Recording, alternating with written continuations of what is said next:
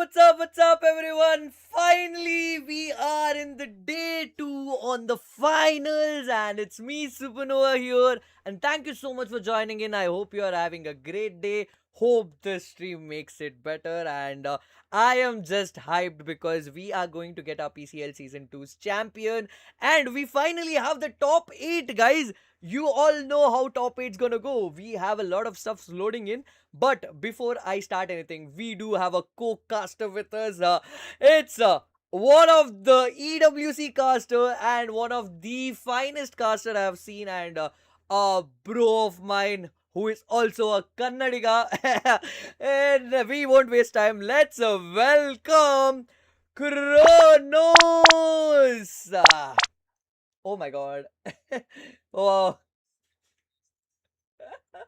wait a moment. It's okay.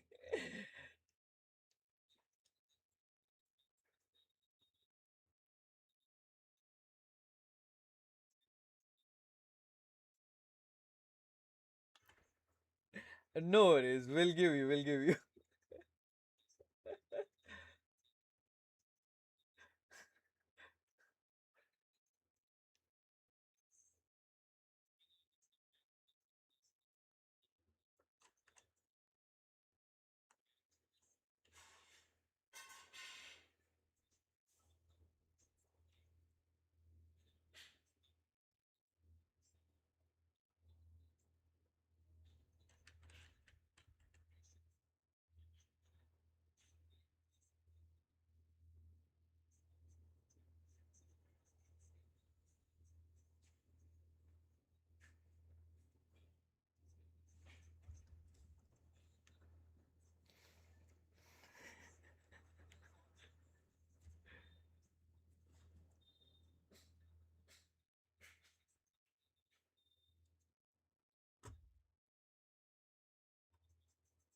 Will release, Kush, you know for a fact that a lot of other regions are looking to take part as well.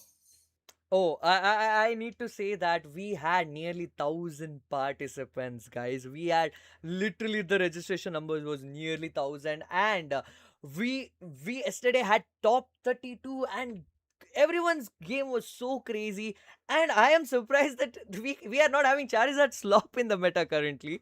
We are having some different teams. Finally, we ourselves got to witness some different things.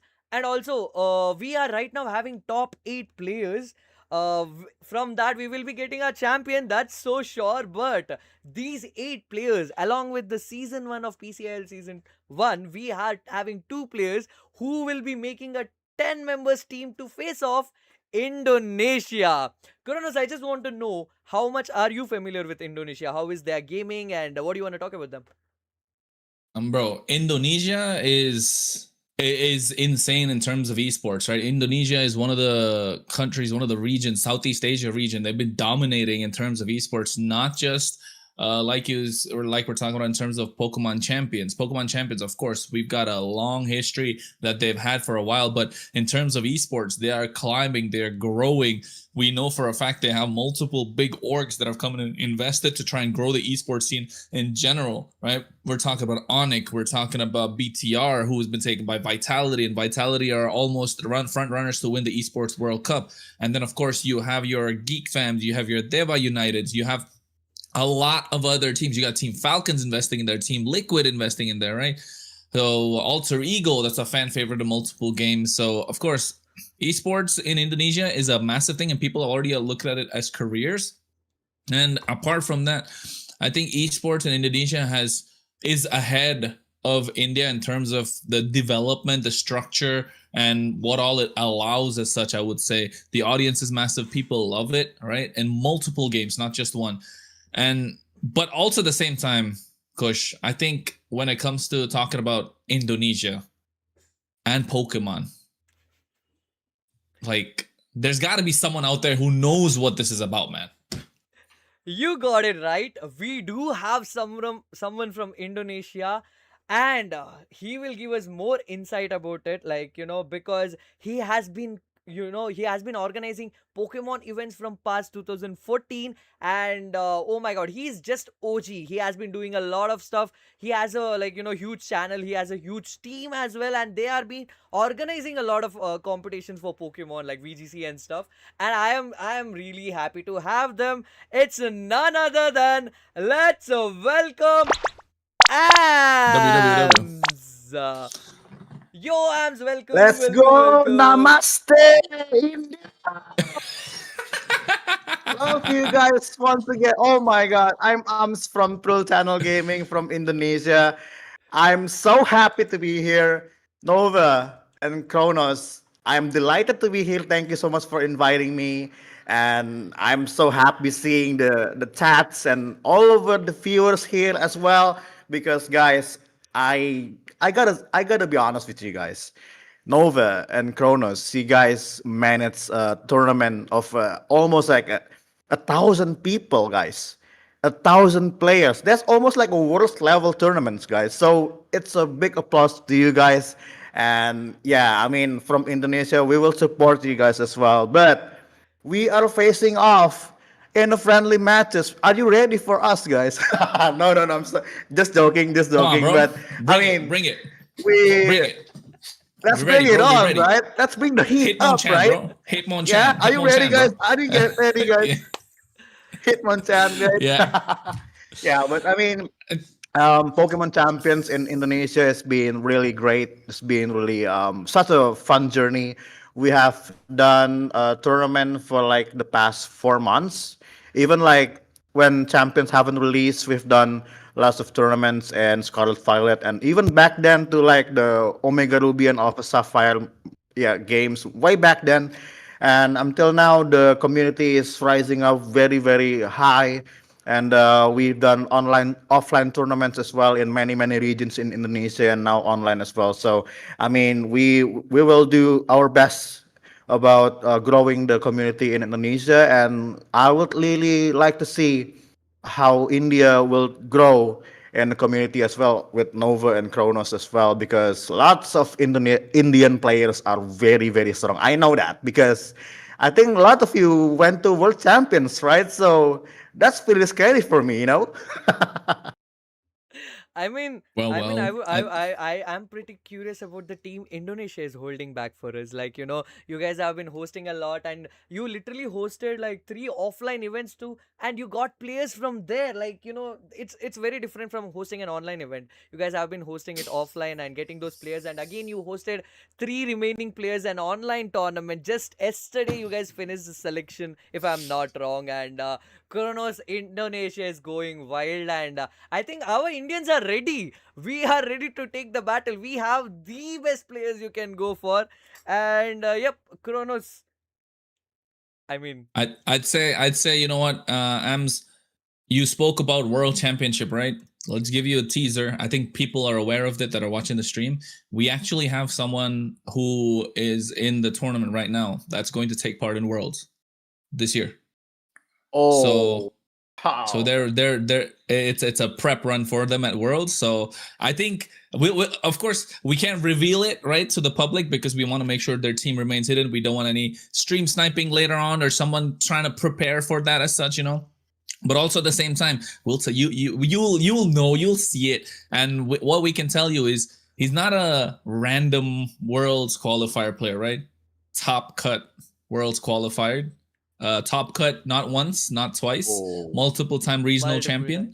So we'll see that. Hopefully he takes the big W here, but also at the same time we want to see the best of the best players that India has to offer get to the top stage. And like you mentioned, with Indonesia also having so many tournaments, we know for a fact that 100% a lot of Indonesian players are watching the stream right now, and at the same time they are also looking to see how they can adapt their teams and make it the best, because we're tired of seeing other regions win, right, bro? I'm just like, India and Indonesia come to Pokemon Champions now. We need to have India versus Indonesia in Worlds, then 2027 Worlds. That would be nice to see, but but hopefully soon. And I think having you here is a absolute pleasure. Thank you for joining us, and thank you for being here. First of all, the collaboration is something that we've always dreamed about. And having someone like yourself come here and having the bridge being built of friendship between two regions, I think that's definitely the way to go in Pokemon Champions. And that's why we love Pokemon, right? That's what Pokemon is all about. Friendship and making sure we have strong bonds together for the future. Let's go. I mean, we are Yeah, about to start the quarters again. And Okay. I don't know, like, the collab with Indonesia is kind of like, a big thing for us, because India is just getting exposure towards Pokemon Champion VGC things, and it's growing here. Official things gonna happen very soon, and I got to hear that there is an official scene's gonna happen very soon in Indonesia as well. So I'm just looking forward to it. So we will get back to the conversation as we go course, through I'm the looking forward. first match, and we are having our first battle between. Let's get to the game. Let's get to the game, guys. All right, Ooh. let's go. We are Ams. having the first battle Ooh. between Silver and Nozo Bozo. I'll share the team sheet to Ams, but I'm just waiting for them to start, man. We need to Okay. spectate this one. So let's get going. I just want Kronos to take a lead on explaining the team sheets here. We're How fine. is the team looking? We're fine. I think when you look at the teams, Ams, do you have the teams in front of you? No, he doesn't. Yeah. I'll send it to him. Sure. Wait, I'm checking it. Send it in the chat. Send it in Oh, the chat yeah. so I can open it as well. Give me a moment. But Ams, you tell me, Ams, while he's Yeah, sending it to I'm us, checking it you as were well. trying to say something before we Yeah. have to make sure we get into the lobby so players don't wait. So tell me, Yeah. what, So how do you feel? I am quite surprised because you said there's no Zarslop in the top 8, because in our tournaments it was everywhere. But yeah, I mean, there's lots Overrated. of Raichus, but Delphox as well. But no Zard Y in top 8 is quite crazy, I gotta say. So what No, we got teams two. are we expecting today? I'm not. Oh, you got 2. All right. Okay. Yeah. Yeah. Two remaining Zarslop. Zarslop doesn't goes. Zarslop doesn't goes. I'm telling you, in Yeah. Worlds, I want to see this one come up. I want to see her come up in the Worlds. Ams, I want to see her come up in All the right. Worlds. Oh, She's gotta be there. yeah. She's got to be there. Yeah, It's my baby. She's gotta be So quite strong, sure. Okay, All okay, right. we are up in the battle. Here we are.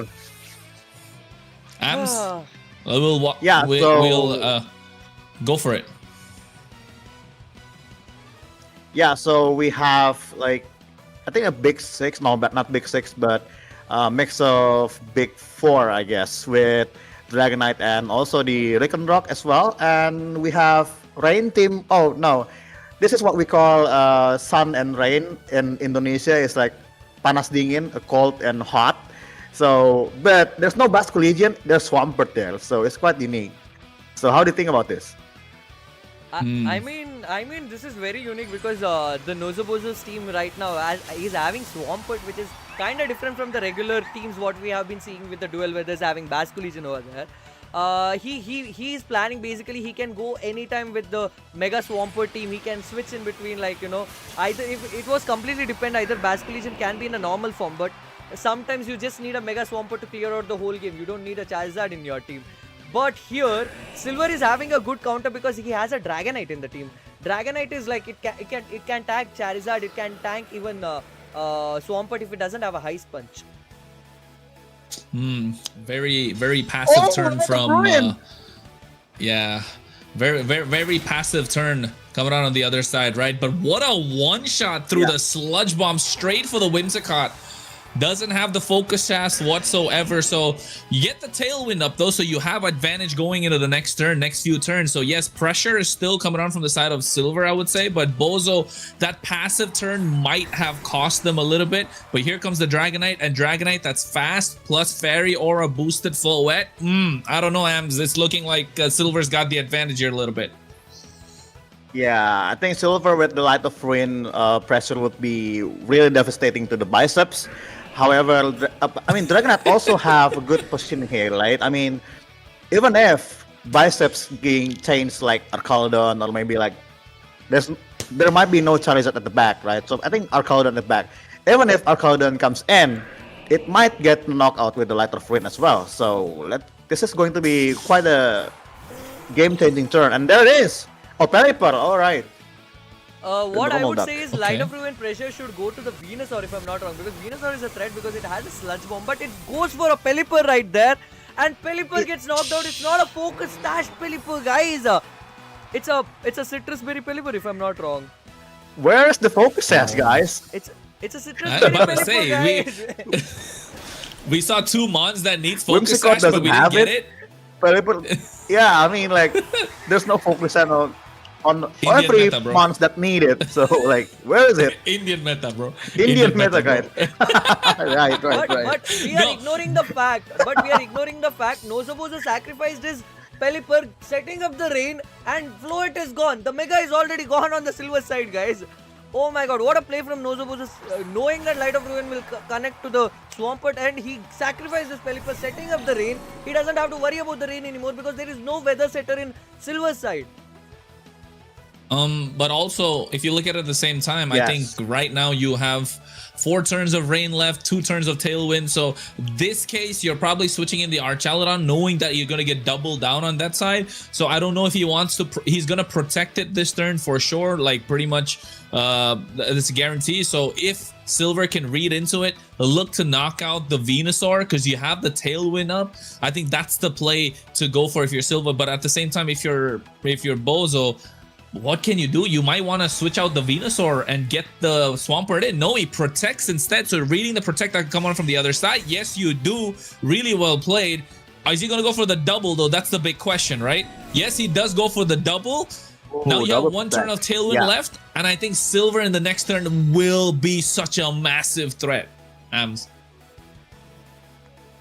I mean, Whimsicott Yeah, has set I up think- the tailwind I on think his, silver side. If I'm not Dragonite wrong. itself. Yeah, if No, Ams, go yeah, for if it. Dragonite is a physical attacker, I think it would be quite difficult to actually get the knockout into the Archaludon because it might trigger stamina as well, and Basculegion might. I mean, there's still 2 Pokemon fainted on the silver side, so Basculegion with Last Respect still only get like 100 base power, so it's not that big of a threat. However, if Archaludon actually gets knocked out, I mean, Silver will still win the game. I mean, Oh! That was a big crit, one! That In was the a crit crit. manner. Oh, critical hit. That was a crit. and there it is. Oh no, oh no, oh no. Oh my God, Basculegion with the Last Respects. Oh, that was nasty. That was absolutely nasty. The crit on the Last Respects, but also at the same time, you go for the Leaf Storm straight into the Basculegion, right? So now the Dragonite's on its own. You get to double up into the Dragonite. So the multi-scale is guaranteed to break here. That's the best part. So if multi-scale is guaranteed to break and you cannot outspeed the Swampert on the other side, you go for the Protect to scout what's going to happen at the same time. So you get to see Ice Punch is available, so Swampert will move first, of course. And then what's he going to double up with? He's going to go for the Sleep Powder just to make sure he has this game Yeah, I think secured, Ice Ams. Punch- And I think that's the key part. Oh, I mean, Dragonite is cooked. Dragonite is Yeah. cooked, might seem. It's like Ice Punch should take the knockout here. Like, there it is, the Ice Punch. It just Multi-scale won one it shot. It just won it KO. Swampert is too. Is that too not strong. multi-scale? Bro, it's got to be. It can be multi-scale, right? It's multi-scale, like, no right? chance it's. Wait, let me just see. Or is it- You can one-shot It might be multi-scale? inner focus. No, I inner guess. focus. Yeah, it's inner focus. Yeah. Yeah, Oh my I think it's God. inner Thought so. focus. Yeah. He just wanted to win that, and Swampert Wow, would such have a nice taken, set taken from- him down no matter what. Venusaur has Sleep Powder in the back, so no matter what, Dragonite goes first or second, the Sleep will connect. If the Sleep Powder connects again, Venusaur can miss the Sleep Powder, and there are chances of RNGs not favoring. That's one of the thing. We can actually depend on RNGs. Sometimes if we depend on RNGs, it's not gonna be our own favor. What do you want to talk about this RNG shenanigans, AM?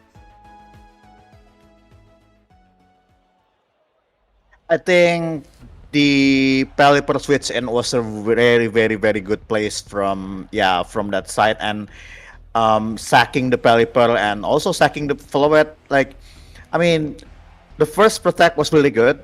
but doing the same move in the second time, it might not work. So I think for Silver, I think he needs to do some adjustments for the Floet, because Floet with the Light of Ruin is really good in terms of damage, but it might get a really big recoil as well to Floet. And Floet losing Floet might, cost the game, right? Yeah, I agree. I think when it comes to the opening, he might want to adjust the opening a little bit, right? You want to put pressure straight off the bat. You don't want to get pressured by the Venusaur, and let's not forget the Venusaur can come out with a Charizard as well. So I think I'm expecting Whimsicott, maybe Bascule Legion. That could be a good start, kind of. You get the Wave Crash on in place, the Pelipper comes out on the other side, so you're trying to capitalize in terms of the weather. No, it's the classic lead of the Kanto starters coming out straight out the bat, and you know for a fact he's going a little slow and fast at the same time. So you put pressure with the Sucker Punch along with the Axle Rock. So now 100% this Charizard is threatened, Kush. This Charizard is not feeling safe right now. And the threat here is Silver has only one Mega, so it's easy for Bozo to guess what Mega is gonna come. So if he uses a Mega here, the things can change anywhere. But I don't think Charizard is having a pressure here. But if he can go for a Mega and protect and go for a Sleep Powder on Lycanroc, that gets the game. I mean, that's a easy play here. I think he either need to switch out or you have anything to say about this? Yeah, if Gambit is a Pokemon that sometimes doesn't bring Protect, so if it does not has Protect, it's quite difficult to actually get off from the Sleep Orders. And actually, Venusaur is being changed to Arcaludon. Oh no, sorry, it's Charizard. Okay. That's such a nice play, the Sleep Powder to Gambit. I mean, here switching out the Charizard to Arcaludon to get the stamina boost is so good call, but it got critical hit, so kinda it got a chip damage. But I think lefties will heal Arcaludon as slowly time pass by, and the nickname given to it is Golden Gate. I don't like it. Golden Gate, nice one. And now, I mean, Lycanroc is quite. It does have close combat with Tough Claws. However, like +1 defense might be difficult to knock out, and I think Silver is quite a difficult spot. I've seen.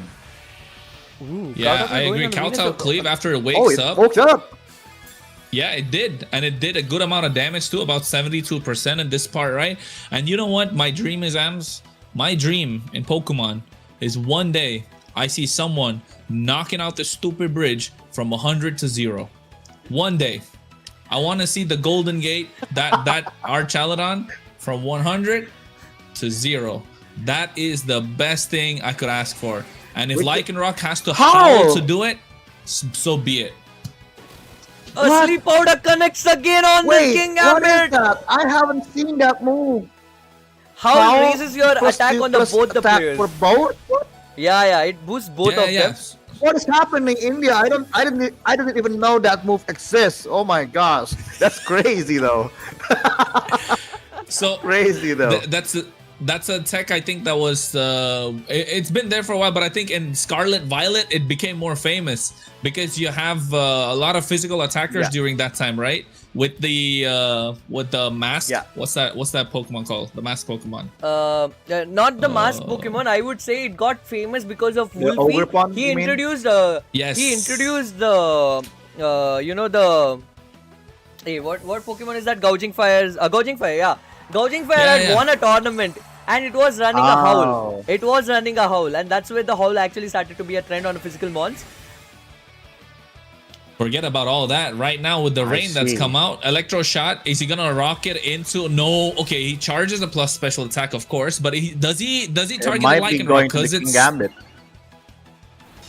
Ooh, it went for the Lycanroc. Okay, nice protect from Silver actually. Great call over there. But now the thing is, King Gambit will wake up right now. But it's a question whether he will go for a Sucker Punch or will he go for a Kowtow Clip, because it's already a boosted attack.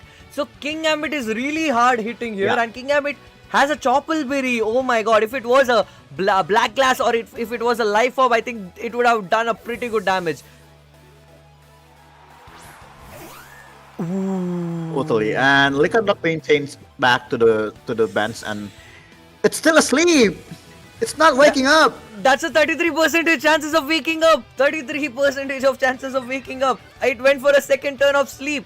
Oh my god. And there it Good is. read, The electro though. shot going to the Whimsicott. I think it will live. Yeah, it will live, but 27% at this point. yeah, really good read from Silver as well, right? You switch out your Lycanroc so that you can keep that Howl for later. You can use that Axel Rock for later. You have the opportunity to use the close combat. Now you bring in the Whimsicott knowing that there's a Tailwind coming out on the other side. So you have Prankster. You get the Tailwind up for yourself first right now. And you're praying that King Gambit wakes up and is able to tank a really good Electro Shot, because you know now Royal Mail and Golden Gate are gonna double down on this. Oh no, they don't. They switch out, probably gonna Charizard. The sun's not set up yet, so you might be looking to change it. Protect comes out. He's staggering the Tailwind. This is really well played too. Wait, is Electric Shot getting targeted to the King Gambit slot because it's already in a sleep and it didn't wake up yet? Or is it going for a Whimsicott? And already there is a 2 special attack up. 3, and it might take the knockout, I guess. I'm not sure. It doesn't. It Wait, survives focus at on- 1 HP! No, it's not Focus Dash, it is Choppleberry! It is Choppleberry! 6% Charizard. Oh my gosh. The chaos. The 6% chaos in this, Charizard, the Mega. chaos in the first semi-final match is absolutely crazy. Ams is going crazy. Kush is going crazy. I'm losing my mind. We all think King Gambit has a Focus Sash for some reason, because Pelipper and Whimsicott both don't have Focus Sash. Right now, I Lycanroc think has with it. King Gambit surviving 1 HP. Yeah, with 1 HP, King Gambit having it right now, I think you have that Sucker Punch, which is going to be so important. But the problem is, who are you going to target down with the Sucker Punch? You want to get the KO onto Charizard, but also at the same time, you want to get Golden Gate. No, he doesn't. He delays it, gets the Protect up, so you get the Tailwind on your side. You know the Whimsicott is going to go down right now, so you're okay sacrificing that, and you bring in your Lycanroc for the next turn. Might get a Howl boosted Sucker Punch. I think that should be the play if you're looking at Silver. I mean, running Yeah, that definitely will be the play. And I yeah, mean, like Charizard didn't go for a +2 mega. Sucker Charizard didn't Punch go would for a be- mega here. Charizard didn't go for a mega, and it went in the heat wave in the rain, knowing that Whimsicott will go down no matter what. Yeah, Now the he's Sucker like- Punch is the pressure. I still wanted to support my Akaldon.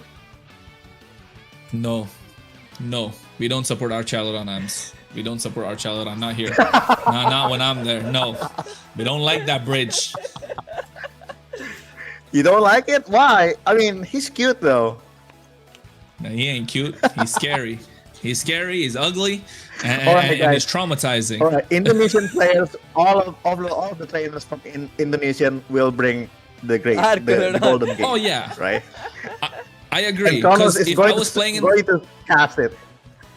if I was playing in tournament, I would also bring Archaladon because I want to win, right? But I just don't like it because it's so traumatizing. You cannot kill it. You cannot. Like I if I want to win a tournament, I will bring it 100%. But I don't like seeing that Pokemon. The satisfaction that you get from seeing go from 0 of 100 to 0 is really good. But right now, Mega from the Charizard, so you're gonna get the Sun up. I think if you're Silver, you go for Howl. Yeah.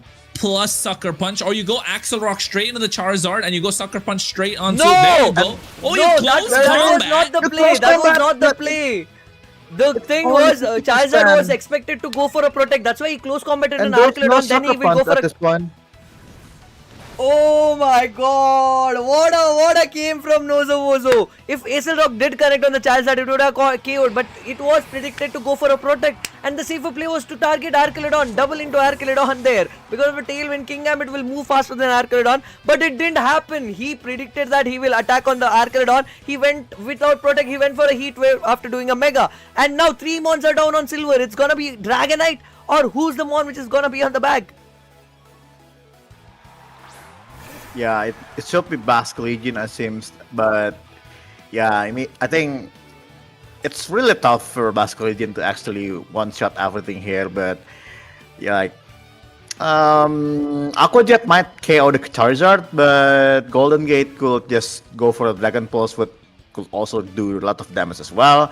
And I mean, they still have 4 Pokemon, so Silver, I think, is pretty in a really difficult situations.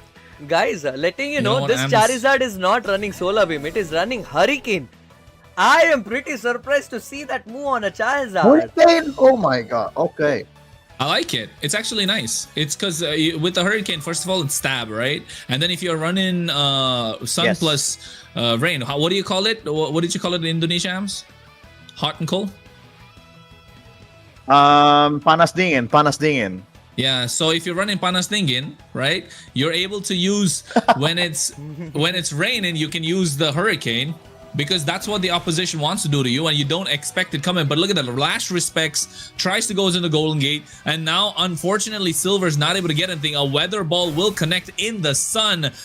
54% damage, but this is what we're talking about. This is where this Golden Gate Bridge is gonna be so annoying. I'm gonna take him down with Finishing a off in the direct style. meteor. Finishing off in the style.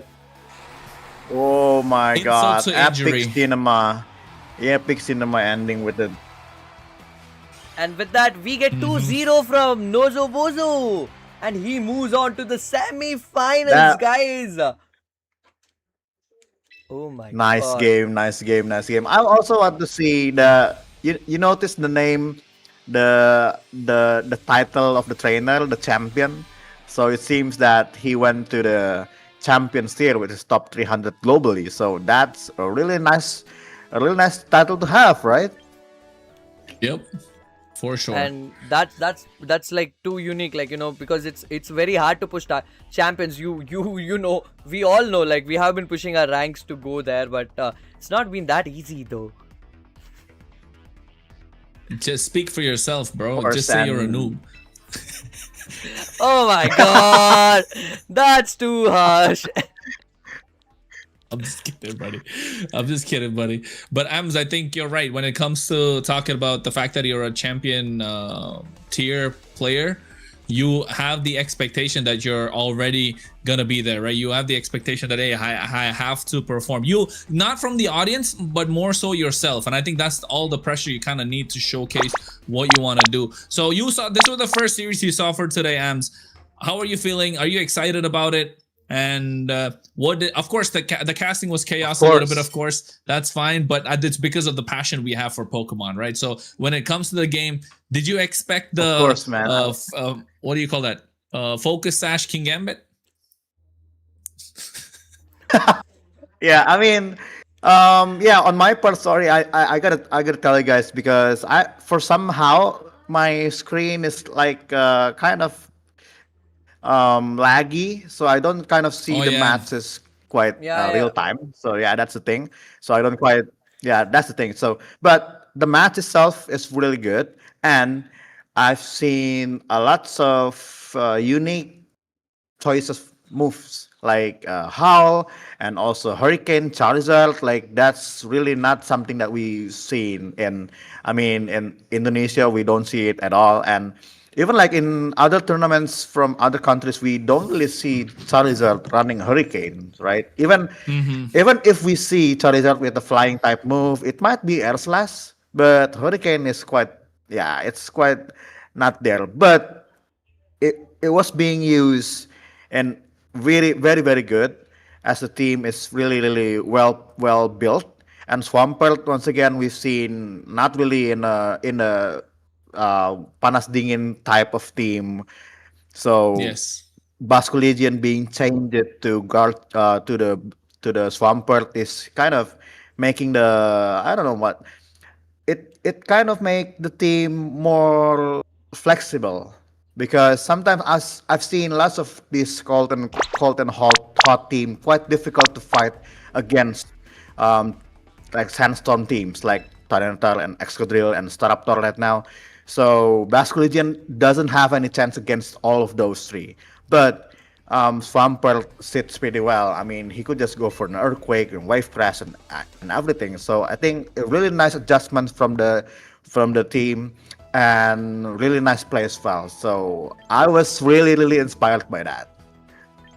Yeah, I think definitely the flavor and the creativity of the players show, right? That's the important part about Pokemon when you're talking about building a team. So team building, I think that's a +1 from Am's side for PCIL Season 2. But I think for the next game, we're going to see Yuki versus Ayush, which is the next set of quarterfinals that we have right now.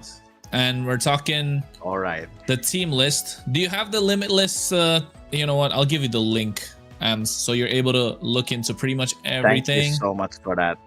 No But worries, no Yuki, worries. It makes life easier. I saw his battle yesterday on your stream.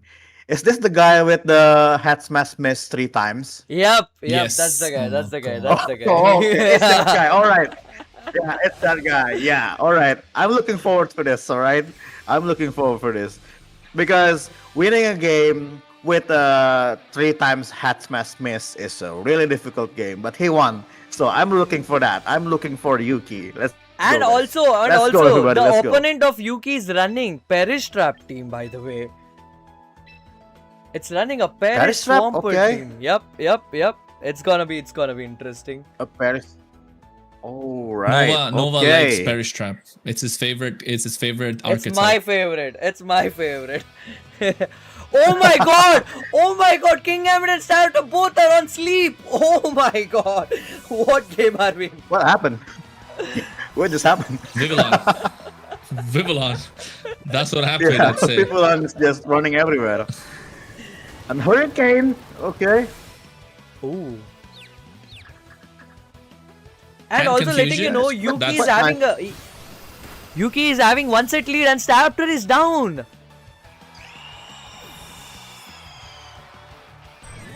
All right, there it is. Ams? And Kronos is just seeing bridge again and again. Just letting you know. No, I'm fine. Ams, what do you think?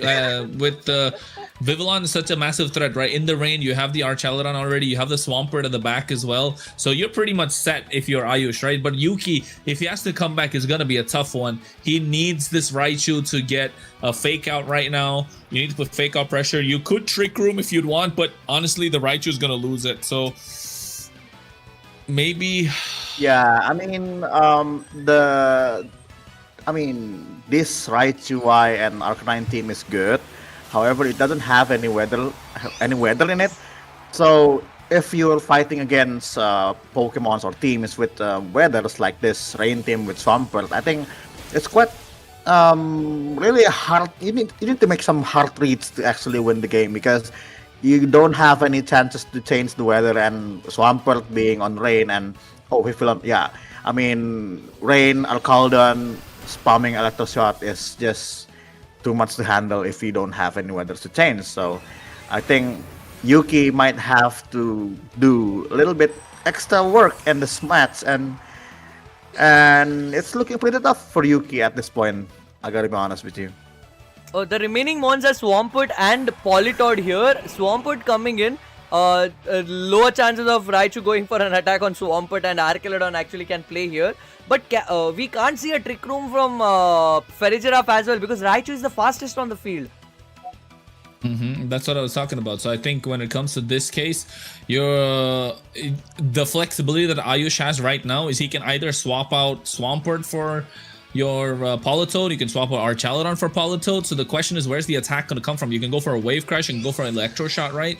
But also at the same time, Raichu with a No Guard right now, you cannot Zap Cannon either because you're not going to do a lot of damage. So the only thing I would say is you go Focus Blast, maybe double down into the Archaladon slot, but that's why you get the switch out of the Politoed. The Drizzle comes up. You know the Wave Crash is going to be massive here, but he gets a Protect onto Farigiraf. So where is Ayush going to target down this big Wave Crash? It's going to be an Earthquake that's coming in. Politoed's going to eat that like a champ. Really well played. And there it is. Raichu will take the knockout, of course, being Little Mouse. I mean, yeah, Swampert in the rain, still really devastating. And I thought he was going for some Wave Crash to cancel the Trick Room, but it seems he doesn't need it. He just went for the Earthquake. And yeah, Politoed takes it like a champ, as you said. And also here, Yuki is actually have won the 1 set, but right now Yuki is in really bad position. I think Ayush learned from his mistakes in the previous set. He's gonna make. But do you think, Kronos, there is any chances of Yuki making a comeback here? Yes, 100%, 100%. What you do right now is with the Farigiraf, you go for the Trick Room, King Gambit, you pray for it to wake up and you protect, right? That is the play right now. And Politoed and Swampert will be doubling down onto Farigiraf. So King Gambit, either you go Sucker Punch onto Politoed or you protect, because Swampert's gonna go for another Earthquake to try and get maximum damage down right now. Doesn't get up, so you don't connect with the Sucker Punch. The Wave Crash comes out. King Gambit eats it, but 8% HP left. Ams, this is crazy.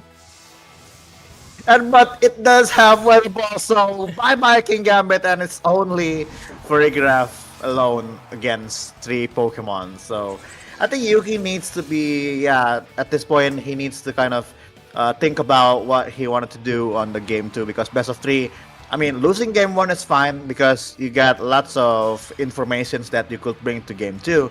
And at this point, I think, like, you could maybe bringing Raichu Y and Staraptor at the same time. Is it a good choice to go? Because I don't know, Staraptor being the same Mega, and also Raichu is also Mega Pokemon, and Raichu without Mega doesn't really have anything to do. Like Zap Cannon will miss every time, and Focus Blast also will miss every time. So I think we're gonna see if Yuki is gonna do some other strategies with the team, and I think he is going to go for some Trick Rooms, it seems. Yeah. I feel Yuki getting a Staraptor was just for the Intimidate on the Swampert right there. Because Swampert getting that nerf on attack will make a lot of difference. I think, oh my bad, it's game right 3. now, It's game 3, sorry. Yeah. Yep. It's game 3 actually. It's a game 3, yeah. Alright. So Yeah, I think if you are Yuki here, you probably want to get your Sylveon for some way, but then they have the Archaludon, so it's not gonna work out. I think you lead Hisuian Arcanine plus a Farigiraf to put some pressure. I think in this case, or you go Hisuian Arcanine plus Staraptor, right? You go double Intimidate, or rather Intimidate plus Rocket on the other side. Oh, it's tough. You're right. I think Ams, you're right. Raichu plus Staraptor is probably the only lead he can go with to apply pressure. Yeah, I would say Staraptor and Farigiraf might be good, but Vivillon on the other hand is really tough to actually fight. So he needs to make the right protects, I guess, for the Sleep Powder to not hit. But it's Swampert and Politoed actually, and it's Raichu and Farigiraf. Yuki did take a call. I mean, this is a really good position for Yuki actually. Yeah, Yuki. At this point, Fake out, right?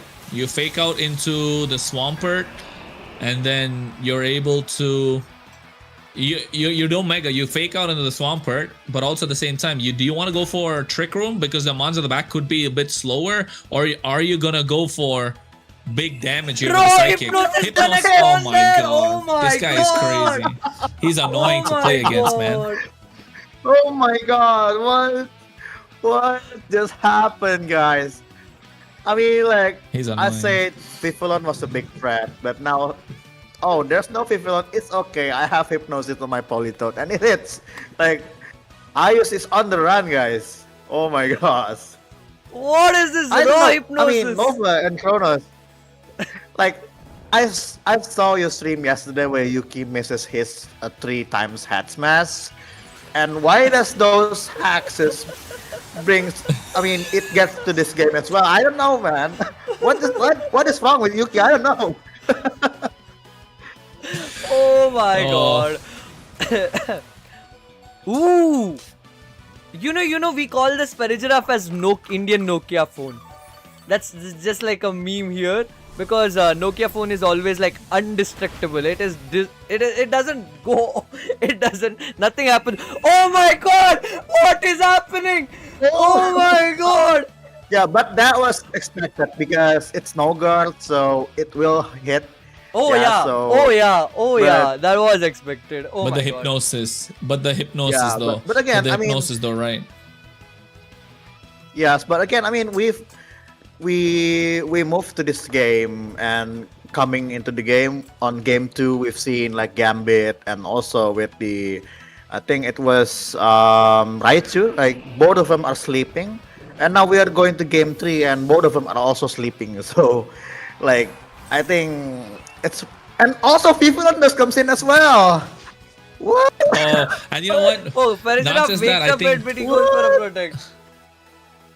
I think if you are the idea to get the Vivillon was to make sure you can guarantee your sleep powder hit with a compound eyes, right? That's the idea here, because you know you're almost the fastest thing on the field apart from the Raichu, and also you want to go for the Earthquake. So yeah, I think Ayush has played this really masterfully well. Of course, he had some luck with the Hypnosis connects, but I think when it comes down to understanding your win cons and knowing what to do, get the switch when it's important and required, it's great. Really well played. And guess what? King Gambit is gonna go to sleep. We know it. You and I both know it. This bro is not gonna survive. He is going to sleep. It's night time, King Gambit. Yuki needs to find an answer, Ams, and I don't know if it's gonna come through right now. Even the Sucker Punch might take down Swampert, but he can just protect and sleep powder. It is I this think at this point, Swampert. Yeah, he could There's just no go for answer. protect and sleep powder, and there's nothing that they could do to prevent that. Oh, and, Rage Powder?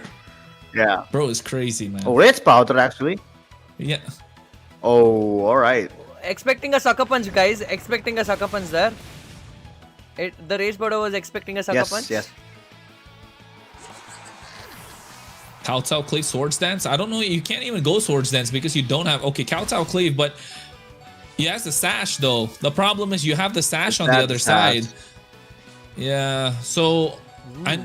you can't really do a lot more with the King Gambit right now, so you're probably gonna go Sucker Punch, but you cannot Sucker Punch the Vivillon because it's gonna Rage Powder or it's going to Sleep Powder, so you kind of have to... This is what I'm talking about. You have the option to get the Sylveon in. This is great because you can Quick Attack with Sucker Punch and you can take down both, so you have priority moves on your side, and I think Yuki has kind of figured out what the answer could be. So you go Sucker Punch onto Swampert, you go for the Quick Attack onto the Vivillon, hoping that the Vivillon gets taken out, and then you get the Sucker Punch on the Swampert. So Ams, I think this is the massive play that Yuki needs to look for, right, in this turn? Yeah, that's I think the only play that he needs to do, because quick attack. Oh, there's the protect with the Swampert, but the quick attack should hit the Vivillon, right? Are we going to see that? We are going to see it right now, and what are you gonna do? Oh my god. Why the bro protect? Oh, there's the quick attack. Oh, protect. Okay. Yeah. I think even if you're King Gambit, still you don't protect, right? Because if you're protecting, your Sylveon's gonna take a lot of damage. So I think the only kind of best answer, Quick Attack plus Sucker Punch. So he has to have Sucker Punch. Yeah, he does.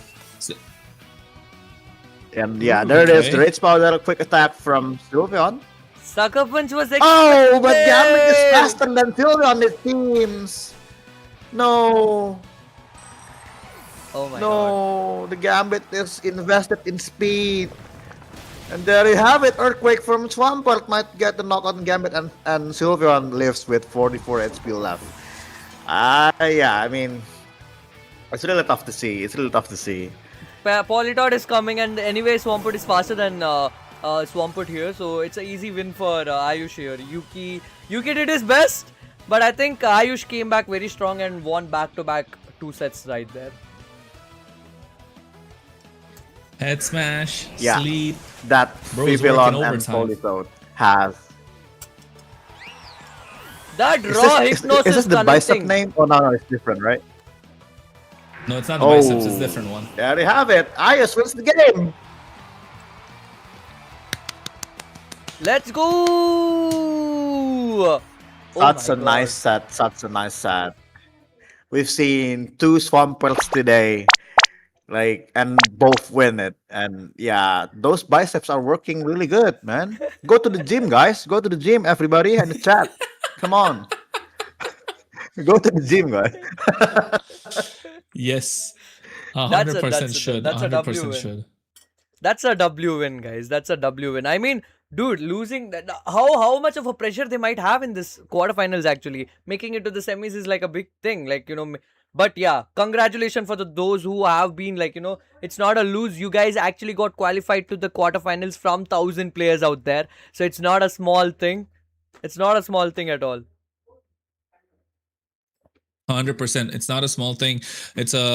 it's really well played from both the players, of course, at the same time, but also I think Ayush understanding that he had the advantage with his team prep, knowing that he has a speed advantage, you have the weather control. That's why, folks, in the current meta, even if you don't have weather, you need to have speed control, which he did have with the quick attack and the sucker punch, but unfortunately, it's just not enough, right? You're leaning into a Trick Room plus Tailwind, but your Tailwind setter is the one that you want to go mega with. So I guess it just, yes, Yuki had a great team, but when you come against such a wall right now, Ayush was just an absolute wall for him to face. He had no answer that could one-shot anyone, nothing to kind of move as quickly as possible. And in this case, we didn't even see the bridge, right? We saw the Swampert that's just an absolute monster for him to face up against, and that became a massive problem. So props to Ayush, but really well played Yuki. He went through the entire through round robin with 10, 2, and 0, so only taking 2 losses and then coming here and getting a loss, especially with after yesterday's games, like how you mentioned, Ams, the head smash misses as well. So yeah, I think really well played from Yuki. And guys, here we have one set each game. We have a 1 set each game, so we'll just watching this. Quick, we'll watch this. Okay. It's the last set. It's the last set. It's this the one last is set. between GDP versus Rajvikram. All right. Rajvikram, yeah. And another Swampert. Oh my God. There's so many Swamperts in India. We don't really see that much in here. You love Hoenn so much. Yeah. There's no Blaziken? Is there Blaziken? No? It was there in the meta, but in the top cut, it didn't make it. Yeah. I see. Yeah, and here we see Arcaldon, Kronos' favorite Pokemon, comes in. No. I like Swampert. I love Swampert. I'm not gonna lie, probably one of my favorite starters ever in Pokemon. But that bridge next to it, it's okay. It's fine if it's as long as it's on the side of Swampert. What right? if I say? What if I say Arcaldon is from Hoenn? Do you like it?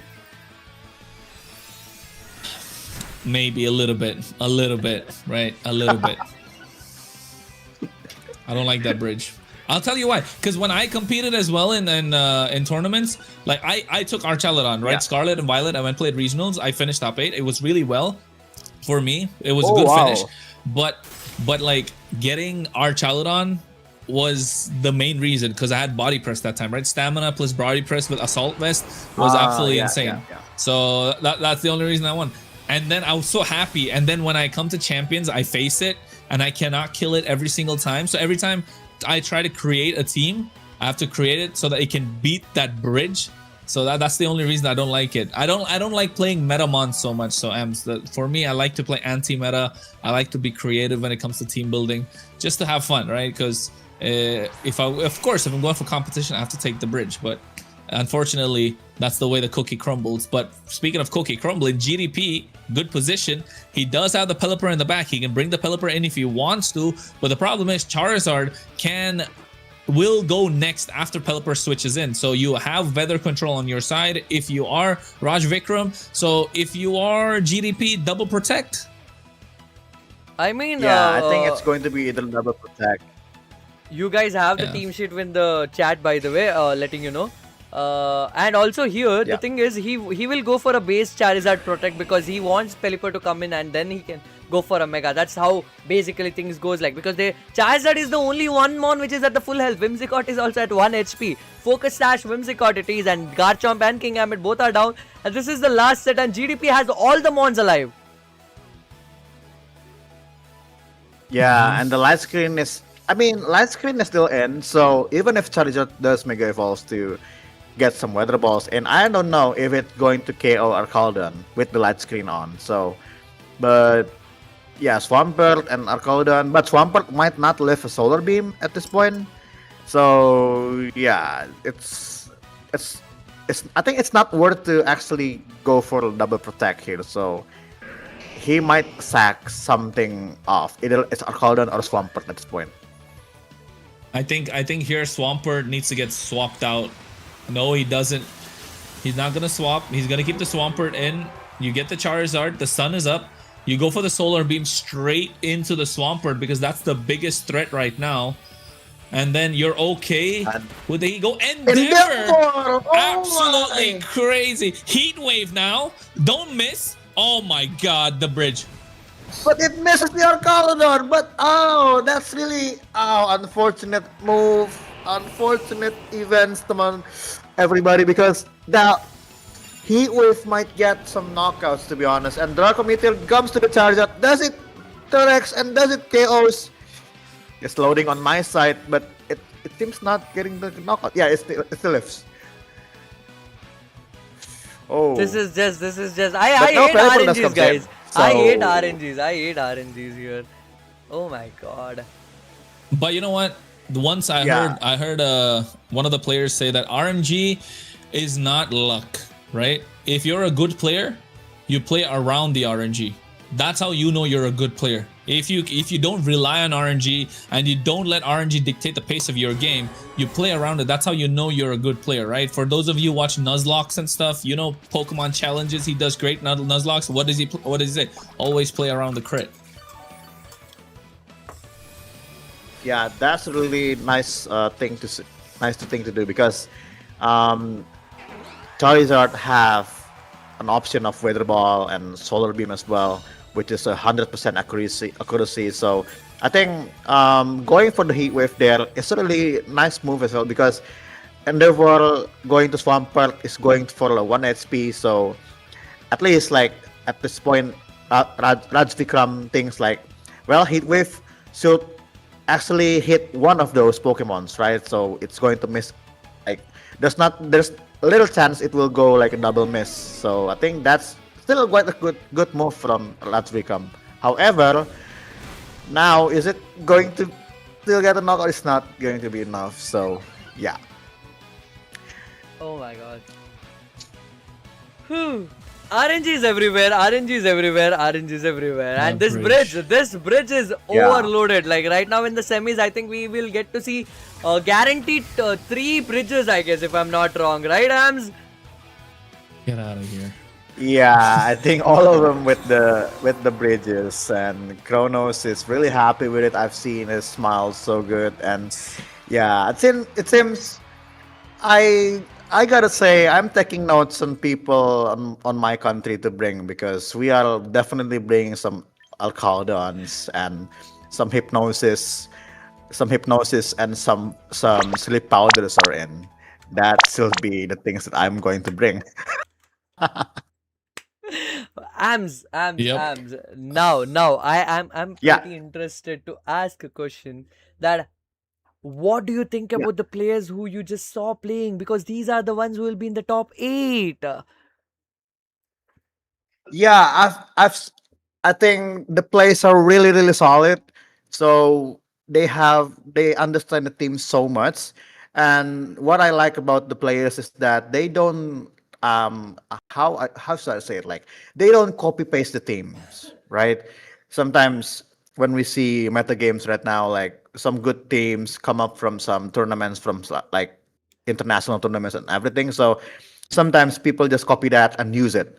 But these players, these top 8 players are not actually just doing that. They get the teams, they use the teams as well, and they try to see which part of it that needs to be adjusted.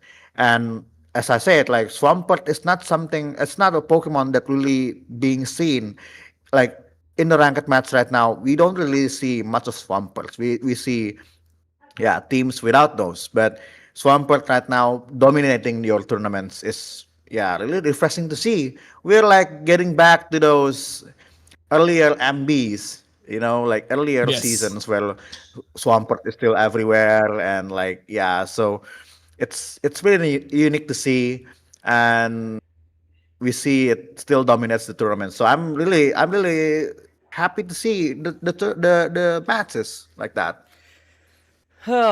I am just excited for India versus Indonesia, man, at this point. Like, I'm just curious how your games are because me and Shivansh personally have been watching your streams. Like, I have been watching the games and the photos and the posts you guys have been uploading. And if you anyone want to check out, go to PRUL Gaming channel. They have their own channel and they post Pokemon game. They do live streams, obviously, and they do other stuff which is fun to watch as well. Do you want to share something like because we'll be moving ahead to the semi-finals and Ams has to has to take other works as well, so he'll be leaving us right now. But what do you want to talk about this, the whole game, and what do you want to say some message to India? Yeah, one thing for sure is that I've seen very, very, like I said before, a very, very unique team. And Nova, I mean, you've been like, thank you so much. You've been like hyping up what things that have been done in Indonesia very, very well, and Kronos as well. Thank you so much for that. It really meant the world to me because, yeah, doing these things in these communities, it has lots of. I mean, it really needs some passions to do. So aside from being a competitive player, like I myself, I do competitive playing as well. I wanted to compete as well, but being a tournament organizer, I don't really, yeah, I cannot really enter my own tournaments, right? Because I need to do some tournament organizing and everything like that. So it's really it's really fun to see how other people in other countries are like my brothers where we do the same kind of things, and you guys doing a very well job, a really good job, and the viewers as well. Thank you so much for being very, very warm to me. Very, very thank you for the warm welcome, everybody. And I hope you guys, from the viewers side and from the tournaments players as well, you guys will become like better players and like being more competitive players where you could win much things in the future. But at the end of the day, it's just a game. Like it's a game where somebody might have to win and lose, and somebody might need to have rock slide misses, and somebody need to have some rock slide flinches. So I think at the end of the day, what Kronos said is really good. Like if you're a good player, maybe you should just you just need to kind of adjust about hexes, because hex is not it's a thing in the game, and you need to know about it, and you need to adjust about it. And yeah, I think seeing this tournament, lots of new things I've learned, especially those like Howl, Howl Rock, and Hurricane Charizard, which is very, very unique to see.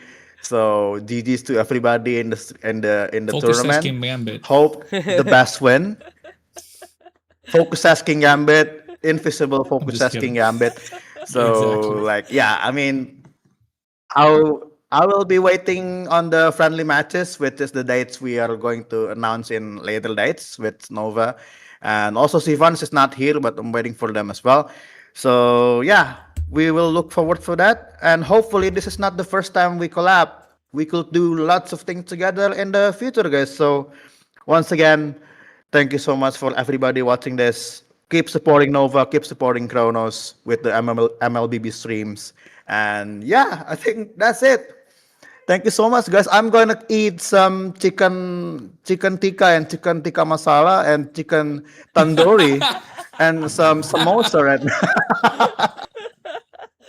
Thank you so much, Bro, Ams. crazy, Thank you so bro. much for taking your time, joining us here, and encouraging Indians, because it's a whole new thing having an international scenes attached with India. When we just started Pokemon exploring like VGC in India, and the demand, the support India has, and I think it's gonna be a very strong bond between India and Indonesia for sure. We're gonna do a lot of stuff. Kronos, just before we say any, bye to Ams, you just wanna say something? I mean, Ams, it was an absolute pleasure having you over, of course. And like you said, the relationship, hopefully we continue. This is not the first collab. We keep it coming, right? Not just for tournaments, maybe for content in the future as well, right? I'm looking to branch out on Pokemon Champions myself. And of course, I'm not going to shy away from trying to take help. And I think I could use the help I can get. But also at the same time, I think we can try and make things bigger and better for a lot that's coming in the future from Pokemon Champions. And you know what? Hopefully, sometime soon that we get to see each other in real life as well. So not just through the screens. IRL would be great. We can go on Pokemon Go hunts, right? Well, but at the same time, and hopefully we get to compete against each other in tournaments as well, cast alongside each other when things go much bigger and better. And good luck for, of course, the Indonesian community to grow. And Indonesian fans are always welcome here to try and take part in tournaments when we have, open tournaments. But also at the same time, I think Indians will also be very welcome to the side of Indonesian tournaments when there's an open tournament format if it's online. So yes, I think absolutely insane having you over, Ams, and could not have had a better day. It was chaos at the start, it was chaos in the middle, it was chaos in the end. But guess what? When it comes to Pokemon, we love this kind of chaos that's gonna happen, of course, in the region, in the arena. And Pokemon Champions makes everybody a champion. But for today, our champion, of course, Ams from Indonesia. Everybody put W's in the chat for one more time. For thank you so much for coming in again. We love you, man. We love you. It's just sweet of you, man. Just sweet Thank of you so much, everybody. Thank you so much, everybody. I'm going to leave now, but Yeah. shout outs also to Durag Dragon, guys. He is going in. He is going in, and amazing content creator for Pokemon. So you're gonna love him. You're gonna love him so much. Say my regards to him as well. So good luck on your tournaments. May the best win. Be there. Be Bye there, bye. Ams. Be, Thank be you there, so Ams. much. Be there. Ams. Be there. Okay, I'll set it at the.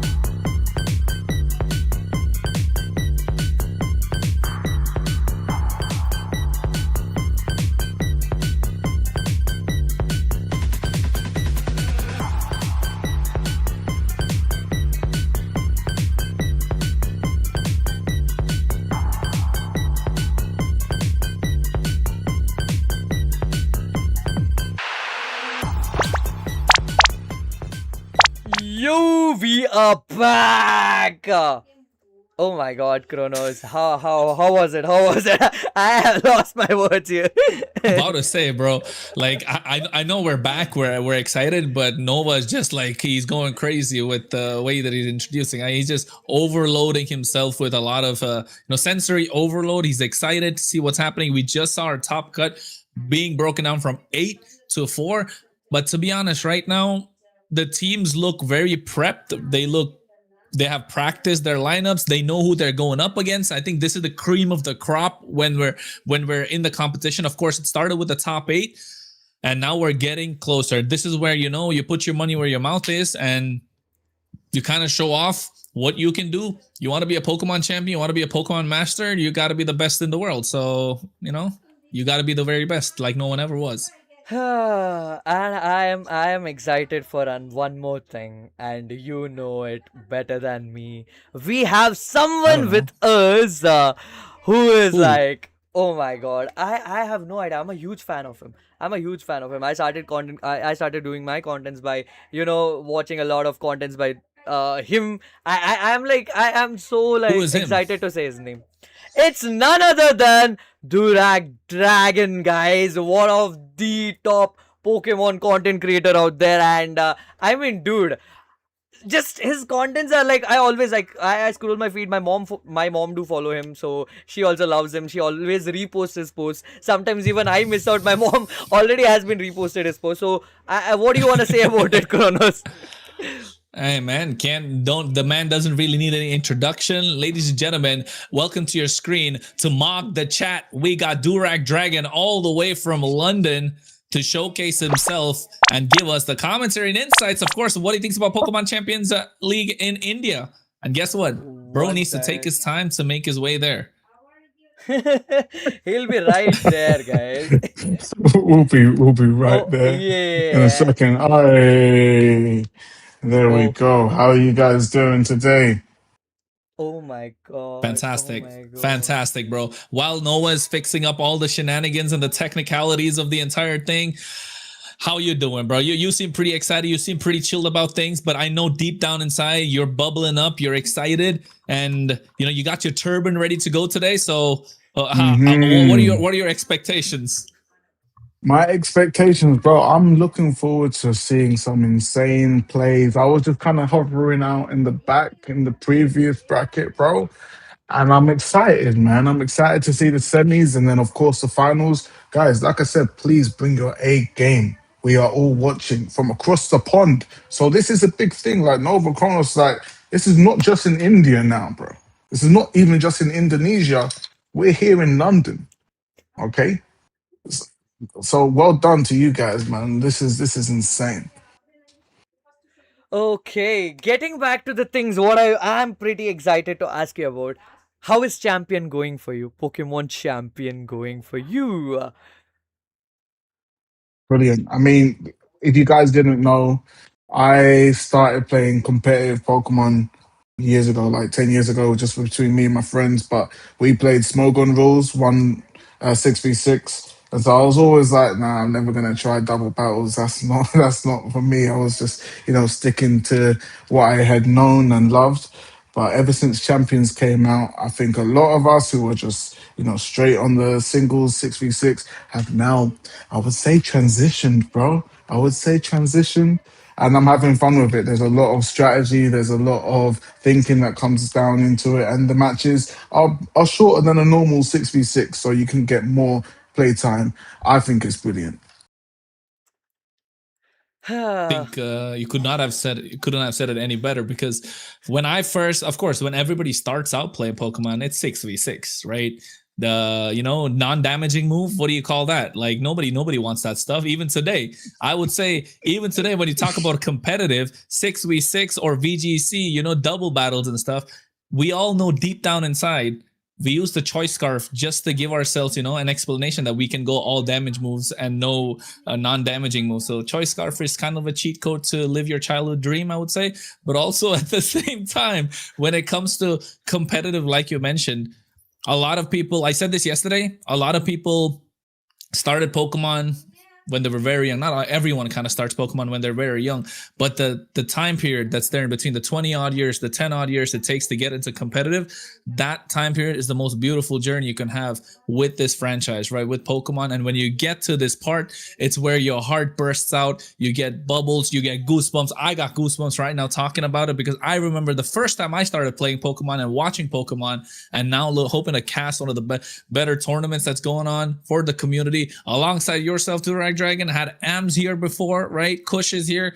I think excitement, electricity in the air, and like The Rock says, you can smell what we're cooking all the way from India. Oh yes, man. We're about to eat it up right now. We cook it, baby.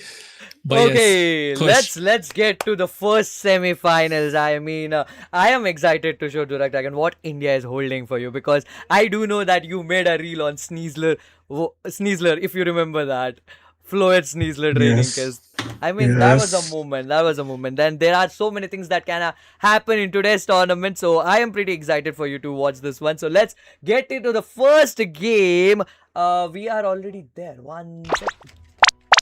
Imagine we go in and it's a black screen again. That would be crazy. No, it doesn't. But hey, it is the first semifinals. Like you mentioned, it's going to be Ayush versus Bozo.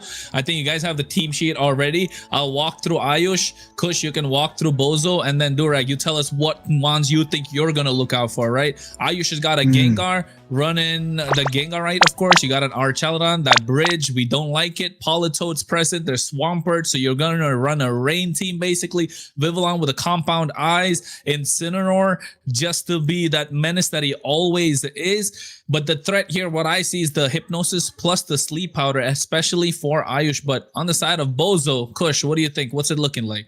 I am just sharing Durag Dragon the team sheet for make it too easy in the personal chat. But for me, Nozo's team, which is running a Rain and a Charizard, like, you know, Pelipper and the Charizard. But here, I usually seen the same team running Charizard with Solar Beam, but here the Charizard running Hurricane. What an update in the team. Change of single move which can change the games. Like, you know, you don't have to really depend Charizard using a fire type move because it has a stab which is flying type, and using Hurricane will do a lot of things over there. I mean, it's pretty interesting, man. So that's a good point, I would say, from both of you. But Kronos, you failed to mention the Gengar on Ayush's team. I haven't seen in before. Was the Gengar coming out to play or no? The Gengar has come out to play before, and honestly, I didn't think it needed any introduction, because when we see Gengar and Politoed together, you know you got Perish Trap strategies going on. Throwback to Luffy VGC. We know the GOAT that we talk about. Of course, all hail. But I think in this part of the day, especially going up against Nozo Bozo, you want to run the Gengar against that bridge, right? You got no answer to the bridge currently. And I think if you are Ayush, you're probably looking to lead Vivillon plus Gengar, or maybe even Politoed plus Gengar, just to make sure you get your Perish set up and also find a way to put this bridge to sleep. And oh by God, I would love to see that HP fall down from 100 to a 0. That would be the best day. That would be the highlight of my day. Absolutely. Get those bridges out of here, bro. Get those bridges out of here. I mean, you know, Perish is something which is like, if it connects, you know, it's like if you are a noob, if you are a pro, if you do a Perish, there is no way that if you don't have any counter for it, you are done. You are done. No damage. You just KO your opponents. It's just a trauma that you know, Wolfie made it gross in a huge you know, with that video. I think you might have seen such a huge number of view for that particular video, and that has been the trend over there. Yeah, but to be fair, I mean, whilst he has got the double Perish users, we also have the Grimstone that has the parting shot. So, hey, he might already have the answer to it straight away. I think he definitely needs to bring it if, you know, the Perish songs are going to be playing. Let's see what happens. And there you go. We can see the team sheet right now on the stream. People also can see this one. There you go. There you go. This is the Gengar team we are talking about, and having a Swampert. What do you want to talk about Swampert, Durag? I mean, it's W, man. Hey, shout out to Swampert, man. You know, when that it always surprises me when the Swamps. when the when the Swampert starts moving extra fast in that rain. Yeah, I mean, look, at least, I mean, here you are having to set up the rain manually. So if there's a way that, these guys can stop the Polito doing Bro, his thing, then our Caledon and Swampert aren't really going to be seeing much benefit. So, hey, if I was the opponent, man, let's get rid of that Polito straight away. Bro, when you Ooh, said we are in the game. Swampert moving fast in the rain and then Mark Henry running around to chase somebody came in my head, bro. Not gonna lie. The world's strongest man running around with so much muscle. But hey, game number 1, this is the lead we were talking about. You get the Gengar, you get the Vivillon, you get your Perish Song set up, I bet the Perish Song is already set up, has it or not? Or is he gone for a double protect straight away? Ooh, this is kind of interesting because you have a Venusaur also. Venusaur can go for a Sleep Powder on there, but because Chlorophyll Venusaur is faster than the Vivillon, it can directly connect. But Sleep Powder also can miss, but Vivillon Sleep Powder has a lower chances of missing because of his ability over there. Gengar getting switched out and getting the Politoed, making the Charizard Mega go for a waste. Oh my god. Really well played. Get straight to the Hurricane as well in the rain. 100% accuracy. Ooh, Durag. That was close. Yeah, they're not gonna like that. And as you can see, the weather pool's still, doing its thing in the rain, but it's not that fire that they wanted, bro. It really isn't. It was a Venusaur. It was a Venusaur. Yes, of course. Yeah. Damn. Hate to see it happening. He must be fuming right now, bro. 100%. And I think for this next turn, if you're Ayush, you know the Charizard is going to go out because you want weather control. So you want to put this bridge to sleep. Please, oh Lord, let that happen. No, still wants to go and get the Hurricane onto the Venusaur. Get that 100% KO that you can get on the other side instantly. But this is where it comes out. Are you gonna go for the song immediately? Are you gonna wait? No, he gets the hypnosis. We forgot about this, and it connects. They knew what they were doing. Not only do you have sleep on one side, it's coming at all angles, bro. It's coming at all angles. Oh gosh, this is not looking good.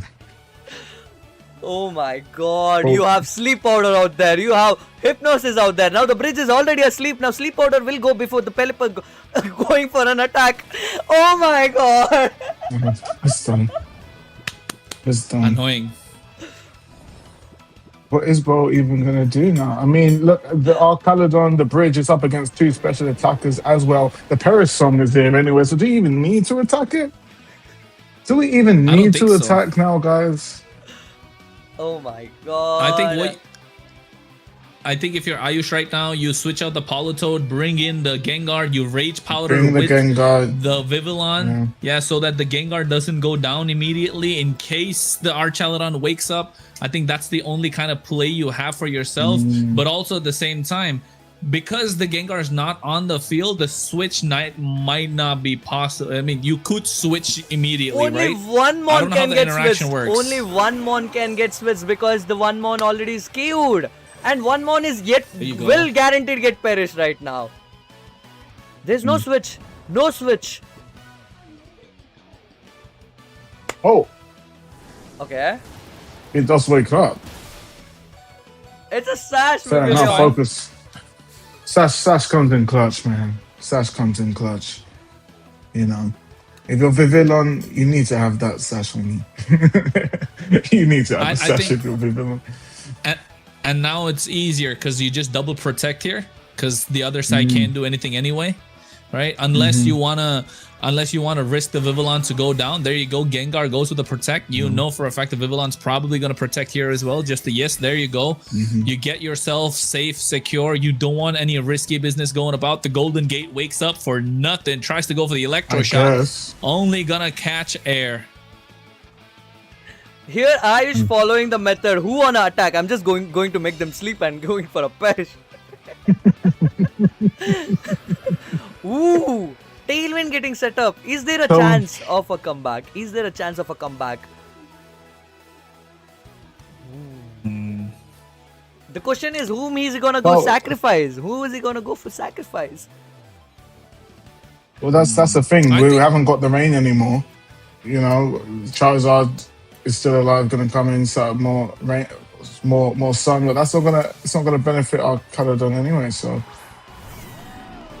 Yeah, and the but you armor do have and you do have the rain at the back with the Politoed, right? For Ayush especially, so you get control of the weather regardless of the fact that Charizard comes in or not. Draco Meteor goes in for a 1 HP Vivillon. Ribombi feelings coming through. It survives anyway, but I want to see it. that is Please, Lord, let it happen. This is the best part of my day, ladies and gentlemen. We get to see the Golden Gate from 100 to 0, falling down in HP because the Perish Trap has been set. It has been completed. 0. Oh my god. Damn, Durag, bro. just letting you know for an insight that Kronos hates Archelodon to the I core. think I can get that. Oh, gets I gathered that. I gathered that. But both that gone feels so down nice. straight away, and then the Politoad's gonna come out straight after, so that Sun's just rendered useless. That's sad. Oh, I'm so sorry, bro. Hopefully the next game goes well. Actually, if you ask Bro's me, given up already. Politoad is the MVP here. The raw hypnosis getting connected, guys. Sleep Powder got missed, but the raw hypnosis was crazy.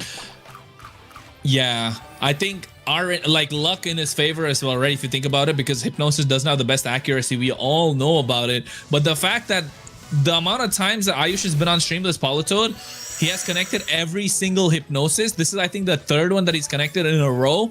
So bro might be trying to use all his luck for the rest of his life in like one tournament, one day. Yeah. Hey, sometimes you gotta do it, bro. This is a serious championship, man. You might need to just max out everything Arceus is giving you, bro.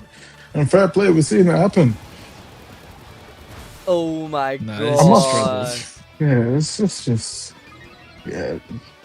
GG's, guys. GG's. Ooh, Brits, Ooh. this is the second time. This is the second time, but you know, Politoad will do the job.